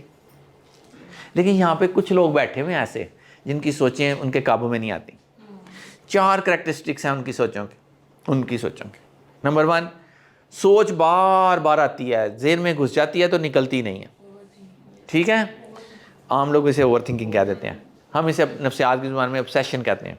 नंबर 2, हम उस सोच को निकालना चाहते हैं, वो हमारे काबू में नहीं आती, निकलती नहीं है, हमारे कंट्रोल में नहीं है। नंबर 3, हमें पता भी है कि ये सोच गलत है, लेकिन वो सोच फिर भी आती है, यानी राइट और रॉन्ग का पता है। ये फैक्टर अगर नहीं होगा तो हम अगली फरिश्त में जाएंगे, थोड़ी सी जो पागलों वाली फरिश्त है ना, उसमें चले जाएंगे। तो हमें पता भी है कि ये सोच गलत है, नहीं आनी चाहिए, लेकिन फिर भी आती है, और फिर टेंशन रहती है हमें। मेरे ज़ाती ख्याल में पाकिस्तान में जो सबसे बड़ा नफसियाती मसला है वो यही है। और इसके साथ फिर होती है कुछ कंपल्शंस ऐसे काम हैं जो हम बार बार करते हैं, हमें पता भी है कि ये काम गलत है, नहीं करना चाहिए, फिर भी अपने आप को मजबूर पाते हैं और अपने आप को रोकना चाहते हैं लेकिन नहीं रोक पाते, और फिर हमें टेंशन रहती है। सफाई का खबत बहुत कॉमन है। आप मस्जिद में जाते हैं ना, ज़रा जहाँ पे वज़ू होता है वहाँ पे बैठ जाइए, खड़े हो जाइएगा 5 मिनट, देखिएगा 10 लोग अगर वज़ू कर रहे हैं तो एक का वज़ू ख़त्म होने में नहीं आ रहा, उसने आधी टैंकी खाली कर दी है, लगा ही हुआ है। नमाज़ पढ़ते देखें तो वो बड़ी लंबी नमाज है और सजदे उसके बढ़ गए हैं, तो उस बेचारे को पता नहीं चला कि एक कर लिया कि 2 कर लिए हैं, ठीक है, और वो उसको लगता है कि कहीं गलती हो गई, फिर पढ़ता है बार बार, सूरह फातिहा को बार बार पढ़ रहा होगा, या कोई जो बाद में सूरह पढ़ते हैं उसको बार बार पढ़ रहा होगा। ये जो रेपिटिशन है बार बार, और ये जो सोचों का कंट्रोल से बाहर होना है, सास बहू के झगड़े के पीछे मेरे ख्याल में, मेरी जो 20-25 साल की प्रैक्टिस है, मेरा ख्याल ये है कि 70% ऑफ द टाइम्स या सास को ये मसला होता है, इसको बोलते हैं OCD, ऑब्सेसिव कंपल्सिव डिसऑर्डर, जिसको ओवर थिंकिंग भी बोलते हैं सादा लफ्ज़ों में। मेरे पास सबसे ज़्यादा क्लाइंट्स इस मसले के साथ आते हैं। एंग्जाइटी का मसला है, एंग्जाइटी की ऑफ शूट है, एंग्जाइटी की किस्म है। तो अगर आपकी थॉट्स आपके काबू में नहीं है ना, तो फिर प्लीज़ इन चीज़ों से फ़ायदा तो आपको होगा, लेकिन फिर उसके लिए ज़रा कंसल्ट कर लीजिएगा किसी क्लिनिकल साइकोलॉजिस्ट को। साइकोलॉजिस्ट को कंसल्ट नहीं करना, किसको कंसल्ट करना है? क्योंकि पाकिस्तान के अंदर clinical psychologist is the person जो कि इस किस्म के मसाइल को डील करता है। He is trend. कोई एमफिल PhD हो तो उससे पूछ लीजिए कि आपने क्लिनिकल साइकोलॉजी में स्पेशलाइजेशन की हुई है कि नहीं की हुई, ठीक है, क्योंकि PhD कुछ और भी कर लेते हैं लोग, ठीक है, ज़रूरी नहीं कि हर PhD जो है वो आपका इलाज भी करे। हाँ, उसके नाम के साथ डॉक्टर लगाओ। जी प्लीज़। सर मेरा एक सवाल है, जो 4 कंडीशंस आपने अभी बताई हैं, क्या ये चारों किस्म के सवाल हाइपर सेंसिटिविटी जिसे हम कहते हैं, कुछ लोग हाइपर सेंसिटिव होते हैं, क्या हम ये सोच सकते हैं कि ये हाइपर सेंसिटिव लोगों को इस तरह की चीज महसूस होती है, ये इस तरह के सवाल बार बार किसी सोच? एक सवाल का जवाब दे दूंगा, इसके बाद नहीं, ठीक है, क्योंकि फिर हम टॉपिक से हट जाएंगे, उस पर हम अलहदा से एक पूरा प्रोग्राम कर सकते हैं इंशाल्लाह। मेरे ख्याल में 3 खसूसियत होती हैं इन लोगों की। नंबर 1 ये जो आपने बताई, सेंसिटिव लोग होंगे। नंबर 2 शरीफ लोग होंगे। नंबर 3 परफेक्शनिस्ट लोग होंगे। और यकीन कीजिए दुनिया बनी नहीं के लिए वैसे, ठीक है, थोड़ा सा ये अपने आप को चैनलाइज करें, ये दुनिया में बड़े बड़े काम इन्होंने नहीं करने हैं, ठीक है, लेकिन बड़े लोग सफ़र करते हैं। ये लोग, इनकी ज़ाती ज़िंदगी जो है वो जहाँ कुछ कामयाबियों से भरी हुई है, वहाँ पे नाकामियाँ भी बेशुमार हैं। और अगर ये लोग अपनी प्रॉब्लम को चैनलाइज कर लें और अंडरस्टैंड कर लें और अपनी लाइफ को थोड़ा सा चेंज कर लें, तो कामयाबियों के साथ साथ जो है खुशियाँ और सक्सेस भी बेशुमार होगी। मुझे लगता है दुनिया बनी नहीं लोगों के लिए, क्योंकि ये बड़े हाई अचीवर होते हैं, ठीक है, तो उधर फ़िलहाल नहीं जाएंगे, OCD पे फिर इंशाल्लाह किसी वक्त पूरा प्रोग्राम करेंगे और उसमें डिटेल्स में जाएंगे इंशाल्लाह। तो यहाँ पे अभी हम यहाँ पे हैं कि वाक़यात यहाँ पे जितने लोग बैठे हैं सोचिए कंट्रोल में हैं, तो उनकी फीलिंग्स भी उनके कंट्रोल में। ये अब हम इस अजम्पशन के साथ आगे बढ़ रहे हैं। यहाँ तक ये बात क्लियर हो गई कि सोचे हैं मैं, तो फिर $1 मिलियन क्वेश्चन आ जाए, ये कैसे पता चलेगा कि मेरी सोचें पॉजिटिव हैं कि नेगेटिव हैं? ये रहमानी सोचें हैं कि शैतानी सोचें हैं? ठीक है, ये मैंने लेबल आपके लिए लगाया, वैसे लगाना नहीं चाहिए। पॉजिटिव नेगेटिव की बात करेंगे। ये कैसे पता चलेगा कि मैं पॉजिटिवली सोच रहा हूँ कि नेगेटिवली सोच रहा हूँ, मेरी थॉट्स पॉजिटिव हैं कि नेगेटिव हैं? टेक योर टाइम, क्योंकि दुनिया को हज़ारों साल लग गए और इसका जवाब नहीं आया। हालांकि आप अरस्तू से उठा के आप बिल गेट्स और कासिम अली शाह और जवेद चौधरी और जिस मर्जी बड़े बंदे को पकड़ लें, वो किसकी बात करता है? थॉट्स की बात करता है। वो कहता है कि सोच है मेरा। आपका मजहब भी किसकी बात करता है? सोच की बात करता है। कहता है इन्ना माला मालो अमलों का दारोमदार नियत पे है। क़यामत के दिन अमल तो नहीं तोले जाने, नीयत को देखा जाना है, नीयत की बुनियाद पे फैसले होने हैं। तो जितने भी साइकोलॉजिस्ट हैं, बड़े बंदे हैं, उन्होंने हमेशा नीयत की और सोच की बात की है। लेकिन ये कैसे पता चलेगा, कैसे पता चलेगा एक आम बंदे को, मेरे जैसे को, कि मैं यार सही सोच रहा हूँ कि गलत सोच रहा हूँ? मेरी सोच पॉजिटिव है कि नेगेटिव है? ये डिस्ट्रॉइंग सोच है कि कंस्ट्रक्टिव सोच है? मुझे तबाह करेगी कि मुझे बना देगी? सर अगर लोगों के फायदे के लिए है तो वो पॉजिटिव सोच। ठीक हो गया, चलें। अगर डिपेंड करता है आपके गोल के ऊपर। डिपेंड करता है गोल पे। अगर ये सोच के ये तो ख्वाहिश है, ठीक है। कोई भी थॉट आती है, अगर वो सोच के हमें दिल को सुकून मिल रहा है, इत्मीनान मिल रहा है कि मैंने ये अच्छा सोचा और किसी के साथ अच्छा कर दिया, वो तो वेरी गुड। हम बंदा मार देते हैं और कहते हैं बागी सी ना ऐसा से मार देता है, बड़ा सुकून मिलता है उन्हें मार के, तो अगले की तबाही हो गई। ठीक है, जितनी जंगें हैं वो इसी तरह से हुई हैं। इधर वाला भी सोच रहा है और उधर वाला भी सोच रहा है, और हमारे मज़हब में भी ऐसी जंगें हुई हैं। हम कहते हैं इधर वाला भी ठीक था और उधर वाला भी ठीक था, ठीक है, तो बड़े बंदे मरे हुए हैं हज़ार हा के हिसाब से। जी, सोच हम चेक करेंगे इम्पैक्ट से सर, हमारी जात पर और दूसरों पर सर फायदा हो रहा है कि नुकसान हो रहा है, किसी भी शख्स का या मेरा। ठीक है, सोच से मेरा या किसी का नुकसान हो तो इसका मतलब बैड है। पागलों की मिसाल पे ये आपकी सोच वाली ये बात जो ना शायद फिट नहीं बैठेगी। फिर पागल को बड़ा सुकून मिलता है किसी को कुछ कह के, ठीक है, वो टोन है। कई दफ़ा वो कहता है मैं बिल्कुल ठीक सोच रहा हूँ और हम सारे लग के कह रहे थे नहीं तुम, तो वो कहता नहीं मैं अपने, वो अड़ा हुआ है अपनी जगह पे। हाँ, अच्छा ये भी ध्यान में रखिएगा कि दुनिया में हर बंदा, हम उसको हाँ इंतहा पसंद कह रहे हैं, हम उसको हाँ जो मर्जी कह रहे हैं, वो अपनी जगह पे अपने दलाइल के साथ मुत्तफिक है। अभी आपके इल्म में होगा कि कुछ लोग हैं पाकिस्तान में जो कहते हैं कि जी ज़मीन घूम नहीं रही, ज़मीन साकन है। अब बना के दिखाएं उनको, उनके पास जवाज़ है।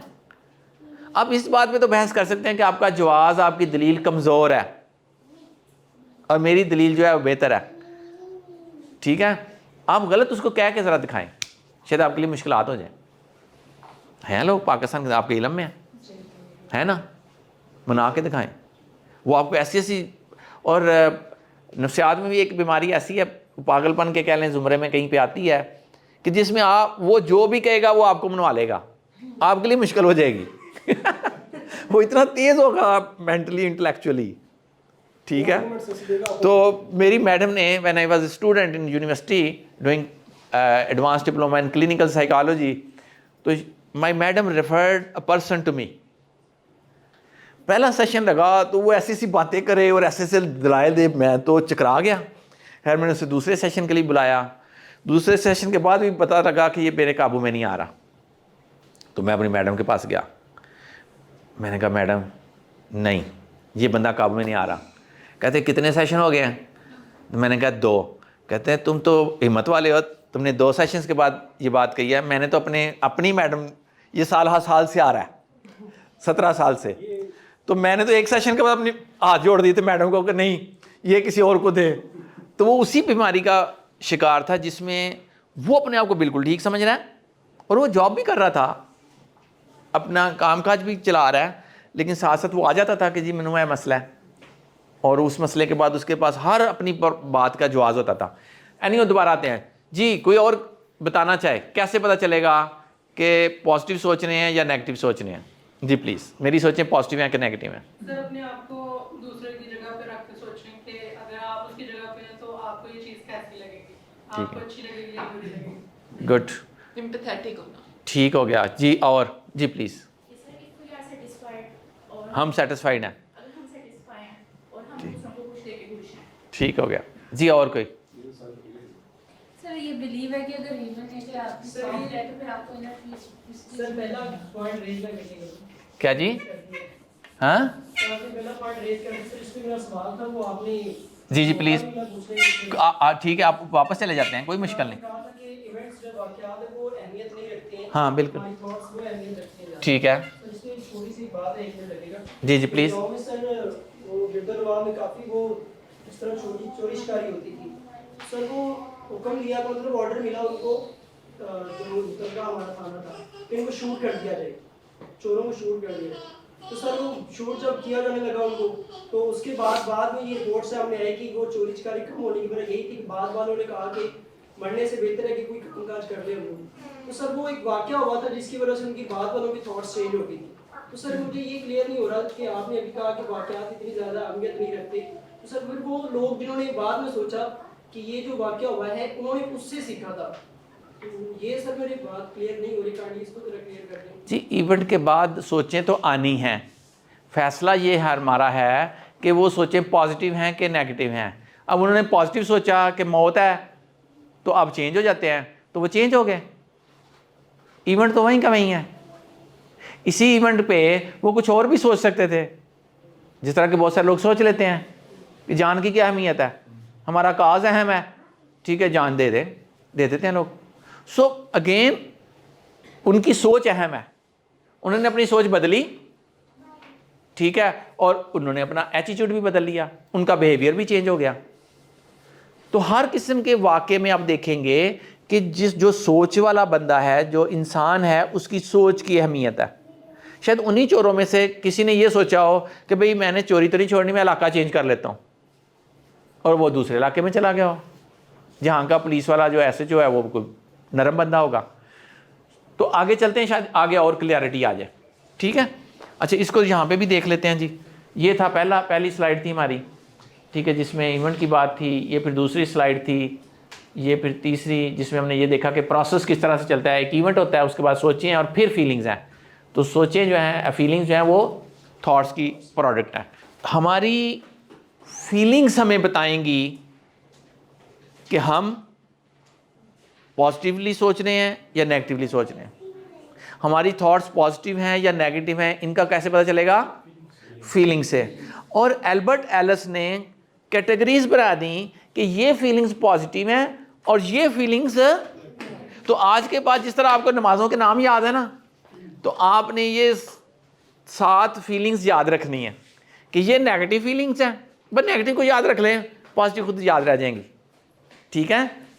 नेगेटिव फीलिंग्स को याद रख लीजिएगा और पॉजिटिव का इंशाल्लाह मामला ठीक रहेगा। तो नेगेटिव फीलिंग कौन सी? पहली, गुस्सा।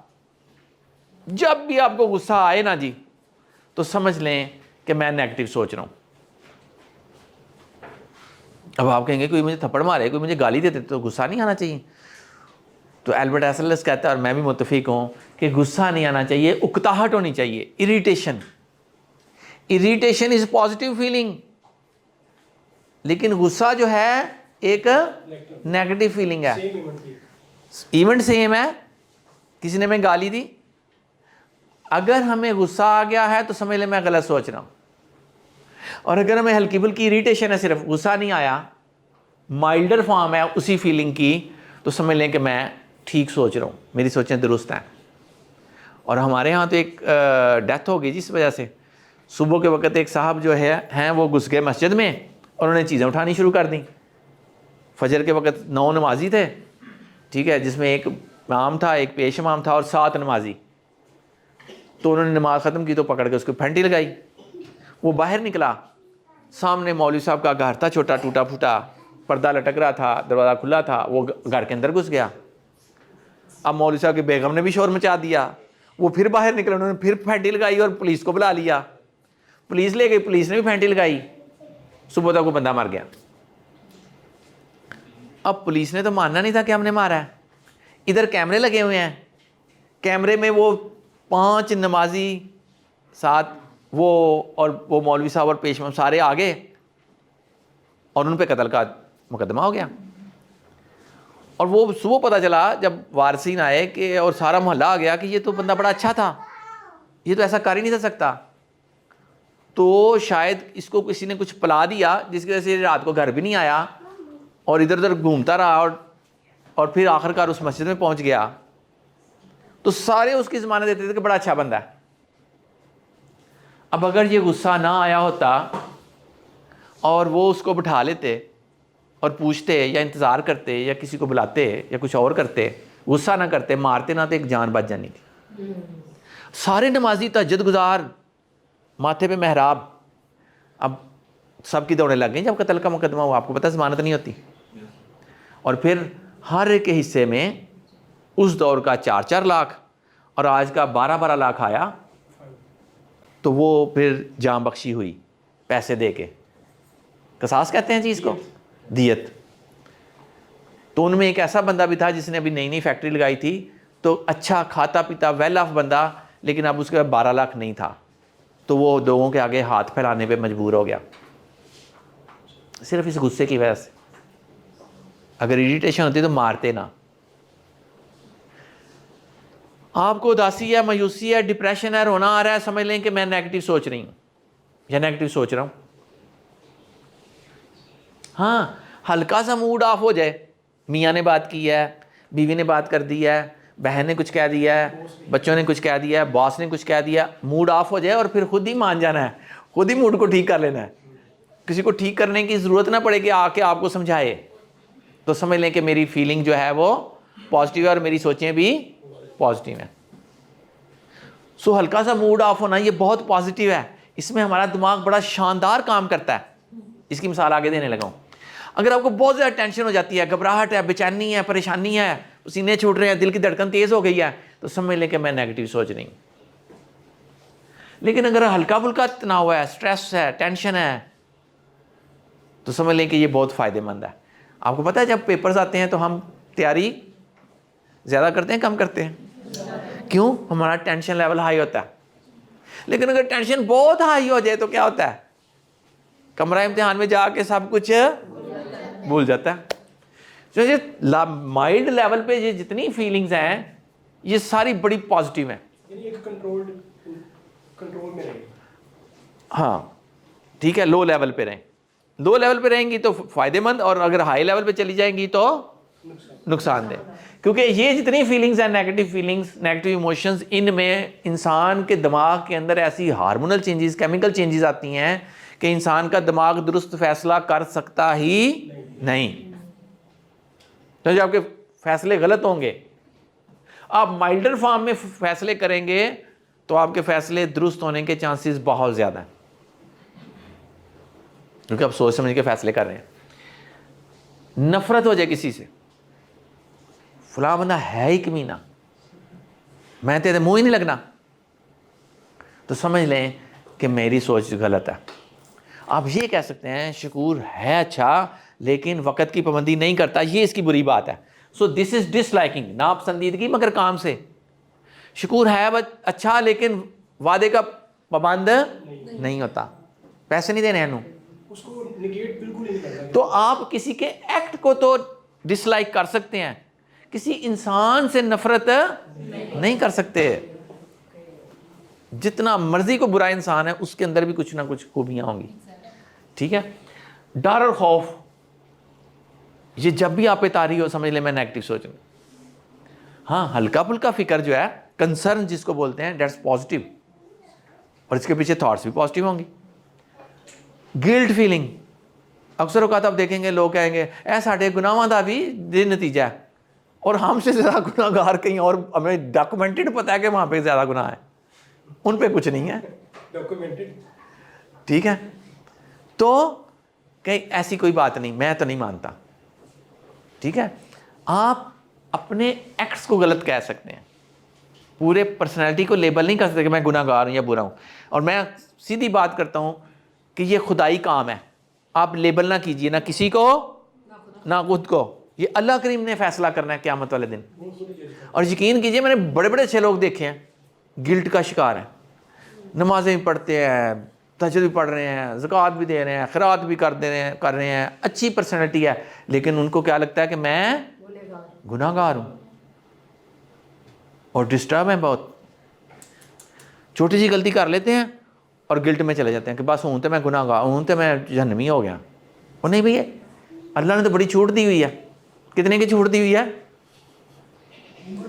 50% की। डॉग को पानी पिलाने से भी जन्नत दे देते हैं। 50% की तो डॉक्यूमेंटेड छूट है ना जी, तराजू उठाया जाना है ना। हाँ जी। तो अगर बराबर ही हो गए 50% हो गए तो अल्लाह की रहमत से मैं क्या उम्मीद है? मैं 50% की बात कर रहा हूँ। अगर 49.99999999% हुए तो फिर तो हमने जाना ही जाना है ना, ठीक है। तो अगर 50-50 भी हो गए तो क्या होगा? जन्नत है। यार कितनी छूट है आपको, तो गिल्ट किस चीज़ का है फिर? हाँ, गलती का एहसास ज़रूर करें कि फलां मौके पे मैं भी तो ऊंचा बोला। और अक्सर मेरे पास जो लोग आते हैं, मैं तो बहुत ठीक हाँ, अगला बंदा ही खराब है, बस जिद मैं गुस्सा होता है ना, मैं गुस्सा आ जाता है ना, फिर नहीं मुझे पता लगता मैं की कहनी पई हाँ। गुस्से से मैं भी पागल हो जाना। बाकी मेरी कोई खराबी नहीं, 100% मैं ठीक हाँ, हर गल मेरी ठीक है, हर गल जो गलत है, बस ए गुस्सा जो ना ए मैनू नहीं पता लगता मैं की क्या। मैं कहता इत्थे तो फिर काम खराब होंदा है, जो तू कहता तेन पता ही नहीं। ठीक है, तो लेबलिंग नहीं है जी, ठीक है। अपने आप को भी और दूसरों को भी। हसद ये यूजुअली दूसरों से मुकाबले में, और जब हम कंपैरिजन करते हैं उससे पैदा होता है। मैं 25 साल से 30 साल से कह रहा हूँ कि ये दुनिया इस नतीजे पे पहुँच चुकी है, और इस्लाम ने तो 1400 साल पहले कहा कि आपने किसी से मुकाबला नहीं करना। अगर करना है किसी से मुकाबला तो अच्छे अमाल में करो, नेक अमाल में। कि मैं 3 नमाज़ें पढ़ता हूँ तो 4 नमाज़ें वाले को देखूँ, मैं 5000 ज़कात देता हूँ तो मैं 6000 वाले को देखूँ, अच्छे कामों में। बाकी कामों में अपने से नीचे वाले को देखना है। और सेल्फ कंपटीशन, इस्लाम सेल्फ कंपटीशन, साइकोलॉजी भी ये कहती है, वो मारा गया जिसका आज उसके गुज़िश्ता कल से बेहतर नहीं, ये इस्लाम कह रहा है। और साइकोलॉजी ने तो बाकायदा रिसर्च के तहत प्रूव कर दिया है कि सेल्फ कंपटीशन करना है। आप दूसरों से कंपटीशन करेंगे तो दुनिया जहान की इल्लतें पैदा होंगी मुआशरे में। जो बुराई कहते हैं सोचते हैं वो कंपटीशन का नतीजा है। लोग कंपटीशन के हक में हैं। कंपटीशन डेफिनेटली आपकी परफॉर्मेंस को थोड़ा इन्हांस करता है, लेकिन आपको तबाह कर देता है, आपकी खुशियों का कातिल है। तो ऐसी कामयाबी की आप फ़ायदा रखती है। तो सेल्फ कंपटीशन करें, आज जो मैं हूँ कल मेरा उससे बेहतर हो, अगला कल उससे बेहतर हो। रश्क ठीक है, बाकी सुकून, खुशी, मोहब्बत, हमदर्दी, एहसानमंदी ये ठीक है। जहाँ तक ठीक है जी, ये है क्राइटेरिया। अब आपने ये 7 फीलिंग्स याद रखनी है: गुस्सा, डिप्रेशन, टेंशन, नफरत, डर, खौफ, गुनाहगार, गिल्ट फीलिंग्स और जेलसी। जब भी ये तारी हो अपनी सोचों को बदल लें जी प्लीज। कौन सी गिल्ट में यह है कि मैं बुरा हूं, मैं गुनाहगार हूं, मैं पैड़ा, और मैं ही पैड़ा वहां। ठीक है, कुछ लोग हैं ना कहते हैं मैं ही पैड़ा। नहीं ऐसे सोचना, आप बुरे नहीं हैं, आपका कोई काम गलत हो सकता है और इंसान है। हमने पहला प्रेमिस में से एक प्रेमिस पढ़ा था, बुनियादी असूल पढ़ा था कि इंसान खता का पुतला है, गलतियां करनी है। आप जो मर्जी कर लें, आपसे कुछ गलतियां होनी है। तो जब हो जाए तो अगले से भी माफ़ी मांग ले, अल्लाह से भी माफ़ी मांग ले, आगे मूव ऑन करें, ये होनी है। और छूट दी हुई अल्लाह ने बड़ी सारी गलतियों की जी प्लीज़। लोग आजिज़ी में कहते हैं कि मैं, हाँ वो कोई बात नहीं, बस ना कहें तो अच्छी बात है, वो ना कहें तो अच्छी बात है, क्योंकि माशरे को गलत सबक जाता है। जैसे मैं एक अक्सर बात कहता हूँ, किसी बड़े बंदे को बुलाए ना तो वो कहता है जी मेरी कामयाबियाँ जो है ना जी वो अल्लाह की मेहरबानी का नतीजा है। जैसे वो एक लतीफ़ा मशहूर हुआ था, जब शहबाज शरीफ साहब बन गए वज़ीर आला पहली दफ़ा, तो उन्होंने कहा कि ये मैं वज़ीर आला बना हूँ ना तो ये अल्लाह की मेहरबानी है, मेरी माँ की दुआओं का नतीजा है। अच्छा हाँ, ये भी हम कहते हैं ना, मेरी माँ की दुआएँ लग गई। तो भोला जो था ना, जो वो रेडी बांध था, वो अपनी माँ से नाराज़ रहना शुरू हो गया। माँ ने कहा बेटा कुछ दिनों से तुम नाराज़ लग रहे हो, क्या वजह है? कहता माँ मेरे लिए दुआ नहीं करती। उसने कहा क्यों नहीं करती, मैं तो करती हूँ दुआ। कहता वो शहबाज शरीफ तो वज़ीर आला बन गया, मैं गधा रेडी ही चला रहा हूँ। तो मैं कहता हूँ कि बड़े प्लेटफॉर्म्स पे आके, ये तो डेफिनेट है कि अल्लाह की करम नवाजी के बगैर कोई इंसान बड़ा नहीं बन सकता, लेकिन अल्लाह की करम नवाजी सबके लिए है, ये मेरा मानना है। अल्लाह करीम सब पे मेहरबान है। कम से कम मेरा ये यकीन है कि मेरा रब जिसको मैं मानता हूँ रब है, वो सारे इंसानों पे मेहरबान है। हाँ, उसने इंसानों को फ़र्क के साथ पैदा किया और उसके बाद उसने अकल शऊर दिया इंसान को कि आगे बढ़ने की तुम चीज़ें सीख लो, जैसे कि आज हम कुछ चीज़ें सीख रहे हैं। तो जब ऐसे प्लेटफॉर्म पे बात हो तो फिर हमें वो बात करनी चाहिए जो दूसरों में और मुझ में कोई फ़र्क है, जिसकी वजह से मैं समझता हूँ कि ये आगे तरक्की हुई है। जैसे आप मेहनत की बात कर लेते हैं, आप प्लानिंग की बात करते हैं, ठीक है, बहुत सारी ऐसी चीज़ें हैं। तो हम दोबारा आ जाते हैं इस पर। तो ये आपके सामने अब क्राइटेरिया आ गया है। No this is the task ahead. इतना सीखने के बाद मुझे पूरा यकीन है कि 40% से लेके 70% आप में फ़र्क पड़ेगा आज इंशाल्लाह, ठीक है। क्योंकि मेरे पास क्लाइंट जितने आते हैं वो ये कहते हैं इस एक सेशन के बाद, ठीक है, जितना मैंने आपको सिखाया ये एक सेशन में मैंने सिखाता हूँ हाफ एन आवर में। तो जब सेकंड टाइम आते हैं 15 दिन के बाद तो वो कहते हैं जी 40, कुछ 50, कुछ 60, कुछ 70, ठीक है, वो कहते हैं जी हमें रिलीफ मिल गया। उसके बाद अब आगे क्या करना है उस पर भी देख लेते हैं। ये है काम करने वाला। अगर आप अब ज़्यादा फ़र्क चाह रहे हैं तो आपको थोड़ा सा होमवर्क करना पड़ेगा इन राइटिंग। जी अब आ जाएं जी इसके ऊपर, ये वाली साइड, ये ऊपर भी लिखी है। अब करना आपने ये है घर जाके कि अपनी ज़िंदगी में से वो वाले इवेंट्स जिनमें आप पे नेगेटिव फीलिंग तारी हुई, यानी कभी गुस्सा आ गया, यकीनन आया होगा कभी ना कभी, तो लिख लें कि फ़लाँ वाक़या हुआ था तो मुझे गुस्सा आया था। पहले इवेंट लिख लें मुख्तसर सा, फिर आगे लिखें वाक़या, ठीक है। तो कोई एक इवेंट हम यहाँ पे डिस्कस भी कर लेते हैं, इधर बना लेते हैं। जैसे मुझे एक बड़ा इवेंट याद है, और ये मैं आपको बताऊं कि मैं भी इंसान हूँ, फालिबल हूँ, गलतियाँ करता हूँ, और ये इमोशंस जो है नेगेटिव ये आते हैं। तो मुझे बड़ी जल्दी थी तो मैं एक दुकान पे गया और मैंने कहा ये किताब दिखाना, फ़लाँ फ़लाँ किताब है। मैंने उसको चिट दी, उसने चिट पकड़ी और गायब हो गया। मुझे बड़ा गुस्सा आ रहा है कि मुझे जल्दी है और ये चला गया, पता नहीं कहाँ चला गया। तो 3-4 मिनट के बाद आया और उसने वो किताब पकड़ाई और मुझे सिर्फ उस किताब का रेफरेंस देखना था कि ऑथर कौन है। तो मैंने ऐसे खोली, बंदे का नाम नोट किया, देख लिया, मैंने कहा थैंक यू, मैं निकल पड़ा, ठीक है। और मैंने उसको कहा मुझे तो जल्दी बड़ी थी, तो आपने बड़ा टाइम लगा दिया। अब उसने जो कहा होगा बाद में कहा होगा तो मैंने अपना गुस्सा उतार लिया। लेकिन जो ही मैं नीचे उतरा तो फिर मुझे एहसास हुआ कि मैंने गलत किया, मुझे गुस्सा नहीं करना था। तो इस वाक़े को लिख लेते हैं। दुकान पर किताब देखने गया, लेने नहीं गया, देखने गया, ये था वाक़या, ठीक है। आगे फीलिंग कौन सी आई, नेगेटिव फीलिंग, गुस्सा। दुकानदार ने देर लगाई, ये भी लिख लेते हैं, दुकानदार ने देर लगाई। सोच क्या थी, नेगेटिव सोच क्या थी, इसको एहसास ही नहीं। शकूर साहब आए हुए ने, इसको एहसास ही नहीं, किसी को जल्दी हो सकती है, किसी का टाइम कीमती है, इसको जल्दी लाना चाहिए थी किताब, इसको जल्दी लानी चाहिए थी, मुझे नहीं पता कि वो कहीं गया हुआ है, ठीक है, इतनी देर लगा दी। गुस्से के पीछे ये सोचे हैं। अब ये है काम डिस्प्यूटिंग। यहां पे आपने इन बीमार सोचों को, इन डिस्ट्रक्टिव तबाहकुन सोचों को जो हमें गुस्सा दिला रही हैं और हमारा सारा इंटरनल सिस्टम जो है, बॉडली सिस्टम जो है, उसको चेंज कर रही हैं नेगेटिवली, ठीक है। आपको पता है ना कि हमारे मैदे के अंदर भी डॉक्टर साहब क्या क्या चेंजेस आती हैं, स्ट्रेस अल्सर हो जाता है जी सबसे पहले, ठीक है। हार्ट बीट भी तेज़ हो सकती है, हार्ट भी को असर करता है गुस्सा।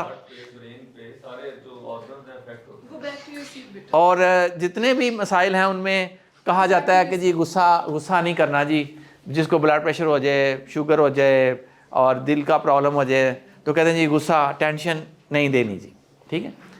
तो ये डिस्प्यूटिंग करनी है। अब आपने ये देखें डिस्प्यूटिंग लिखा हुआ है, मनफी सोचों को चैलेंज करें।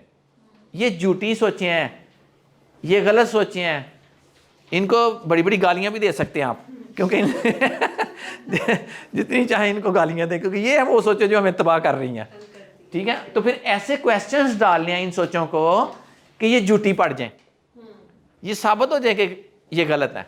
मसलन इसको एहसास ही नहीं, उसको एहसास है तो ही वो गया है ना, उसको क्या, यहाँ पे सवाल डालना, सॉरी मैं अगले स्टेप पे चला गया, हाँ मैं अगले पे चला गया, एक सेंटेंस। क्या वाकई उसको एहसास नहीं? अगर एहसास नहीं तो वो कहां गायब हो गया?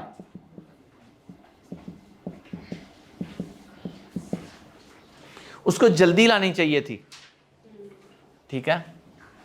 क्या उसको पता है कि मुझे बड़ी जल्दी है? इतनी देर लगा दी। क्या उसने बिला वजह देर लगाई या कि कोई वजह हो सकती है?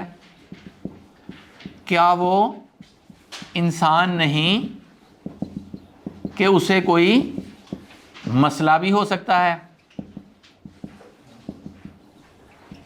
तो यहां पे इस तरह के आपने क्वेश्चंस डालते जाना है। जितने ज़्यादा आप चैलेंजेस करेंगे अपनी नेगेटिव थॉट्स को, उतनी ही ज़्यादा आप में चेंज आएगी। वो सोच जिस पे खड़ी है उसको गिराना है। हाँ बिल्कुल ठीक है, इन सोचों को गिराना है। ये सोचें जो हमारी बुनियाद में बैठी हुई और तबाह कर रही हैं हमें, हमारे दिमाग में बैठी हुई हैं और हमें तबाह कर रही हैं। ये वो नेगेटिव सोचें हैं जो हमें नेगेटिव इमोशंस दे रही हैं। जैसे इनको हमने चेंज करना है तो इनको सवाल डालने पड़ेंगे, ऐसे सवाल डालने कि ये जलीलो खार हो जाएं, ठीक है, तबाह हो जाएं। अब यहां आगे फिर क्या होगा? पॉजिटिव थॉट्स आएंगी, पॉजिटिव थॉट्स। इन सवालों का जवाब दे दें। उसको एहसास है तो क्या है? हो सकता है उसने दौड़ लगाई हो, स्टोर दूर था, वो क्या होता है जी, वो गोदाम, हाँ हो सकता है वो बेचारा दौड़ लगा के गया हो, हाँ ऊपर वाली मंजिल। वेरी गुड, ये किसने बोला है? वेरी गुड, शाबाश, आप सही पहुंच गए हैं, वेरी गुड। ऊपर वाली मंजिल पर, और उसको मुझसे भी ज़्यादा जल्दी हो। गाहक को मुतमिन करने की।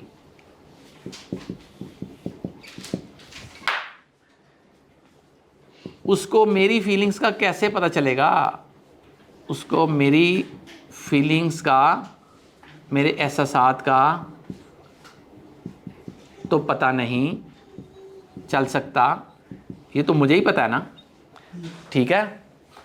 और वो भी इंसान है, गलती कर सकता है। ये इस तरह की सोचें हम डालेंगे तो आपकी फीलिंग जो है वो चेंज हो जाएगी। यहाँ पे फिर क्या आएगा? Positive feeling. और पॉजिटिव फीलिंग से ये बना दें कि मैं खुश हो जाऊँ। पॉजिटिव फीलिंग से बना दिया है कि मैं थोड़ा सा अनईजी हो जाऊँ, थोड़ा सा इरिटेटेड तो हूँ लेकिन मुझे गुस्सा नहीं है जी। चलें, कोई सवाल? It's over from my side. चीज़ें आपके पास हैं, इसको कॉपी करवा लीजिए, इस साइड को खुद तैयार कर लीजिए घर में किसी पेज पे। जितने आपके ज़िंदगी के अनफिनिश्ड बिजनेसेस हैं, जितने आपके ज़िंदगी के मसाइल हैं, टेंशन्स हैं, उनको इस पेपर पे लेके आइए। गुस्से वाली हालतें हैं, लेके आइए उन इवेंट्स को और अपनी थॉट्स को चेंज कीजिए और मूव ऑन कीजिए। जी कोई सवाल? जी प्लीज़। सर अगर ये है कि अगर सारी चीज़ों की रिस्पॉन्सिबल आपकी अपनी थॉट्स होती हैं तो आप कहीं ना कहीं कोई भी इवेंट होता है उसमें आप अपने आप को अगर मैं ऐसे रिएक्ट करते या ऐसे करते तो चीज़ ऐसी हो जाती। फिर वो सर्टेन चीज़ अगर आप हर चीज़ करते हो वो एक सर्टेन लेवल पे आप सेल्फ ब्लेम में भी चले जाते हो। अगर मैं यहाँ ऐसे करता तो ये हो जाता, ये करता तो ये, वो सेल्फ ब्लेम से तो कैसे निकलता। आप वो लर्न कीजिए लेसन्स। आपने हमेशा पॉजिटिव लेसन लर्न करना है, ब्लेम नहीं करना अपने आप को, लेकिन अगली राहें मुतय्यन करनी है कि इस किस्म की सिचुएशन में मैंने ऐसे किया तो गलती हुई, आइंदा इसको मैंने नहीं दोहराना। वो एक अपनी कॉपी ले लीजिए और उस पर वो लेसन्स लिखने शुरू कर दीजिए। तो after some time you will see कि अब आपको वो लेसन्स लर्न हो गए हैं और आपकी ज़िंदगी पहले से ज़्यादा फ्रूटफुल है। जी, और कोई सवाल?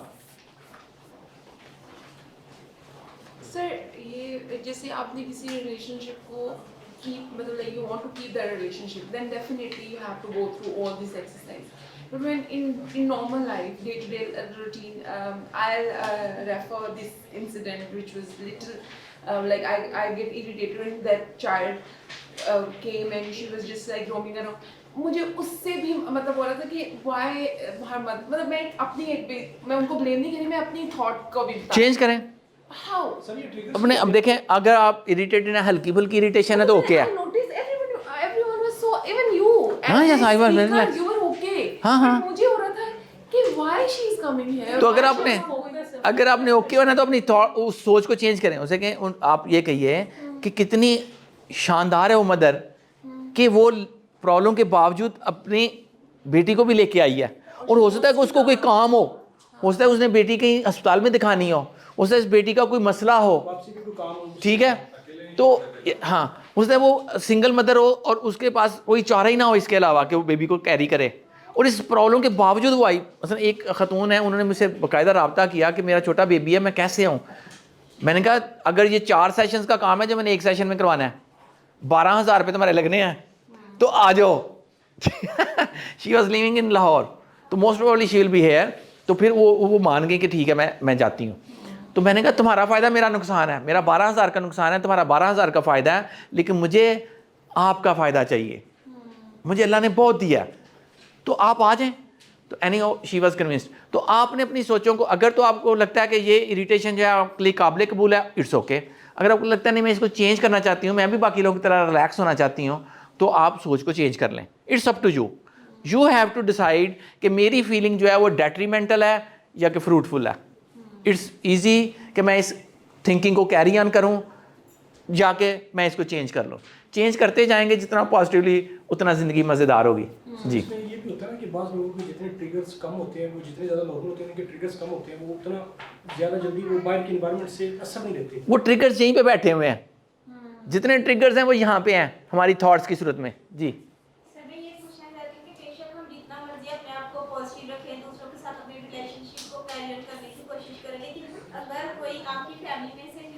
आपकी रिलैक्स पुलिंग कर रहा हो, आपको आगे बढ़ने में अब आपकी रुकावटें हाइल कर रहा हो, तो फिर इस सिचुएशन में इंसान को क्या करना चाहिए? अगर वो आपका इतना क्लोज रिलेटिव हो कि आप उसको मतलब छोड़ भी नहीं सकते, तो आपकी ख्वाहिश है कि आप आगे बढ़े, सिचुएशन को वो कंट्रोल। पहला प्रेमिसिस था, आप उसको शायद नहीं आई थी कि world is imperfect, humans are fallible. दुनिया सारी ठीक नहीं होनी, ठीक है, पहली बात, दुनिया ठीक नहीं होनी।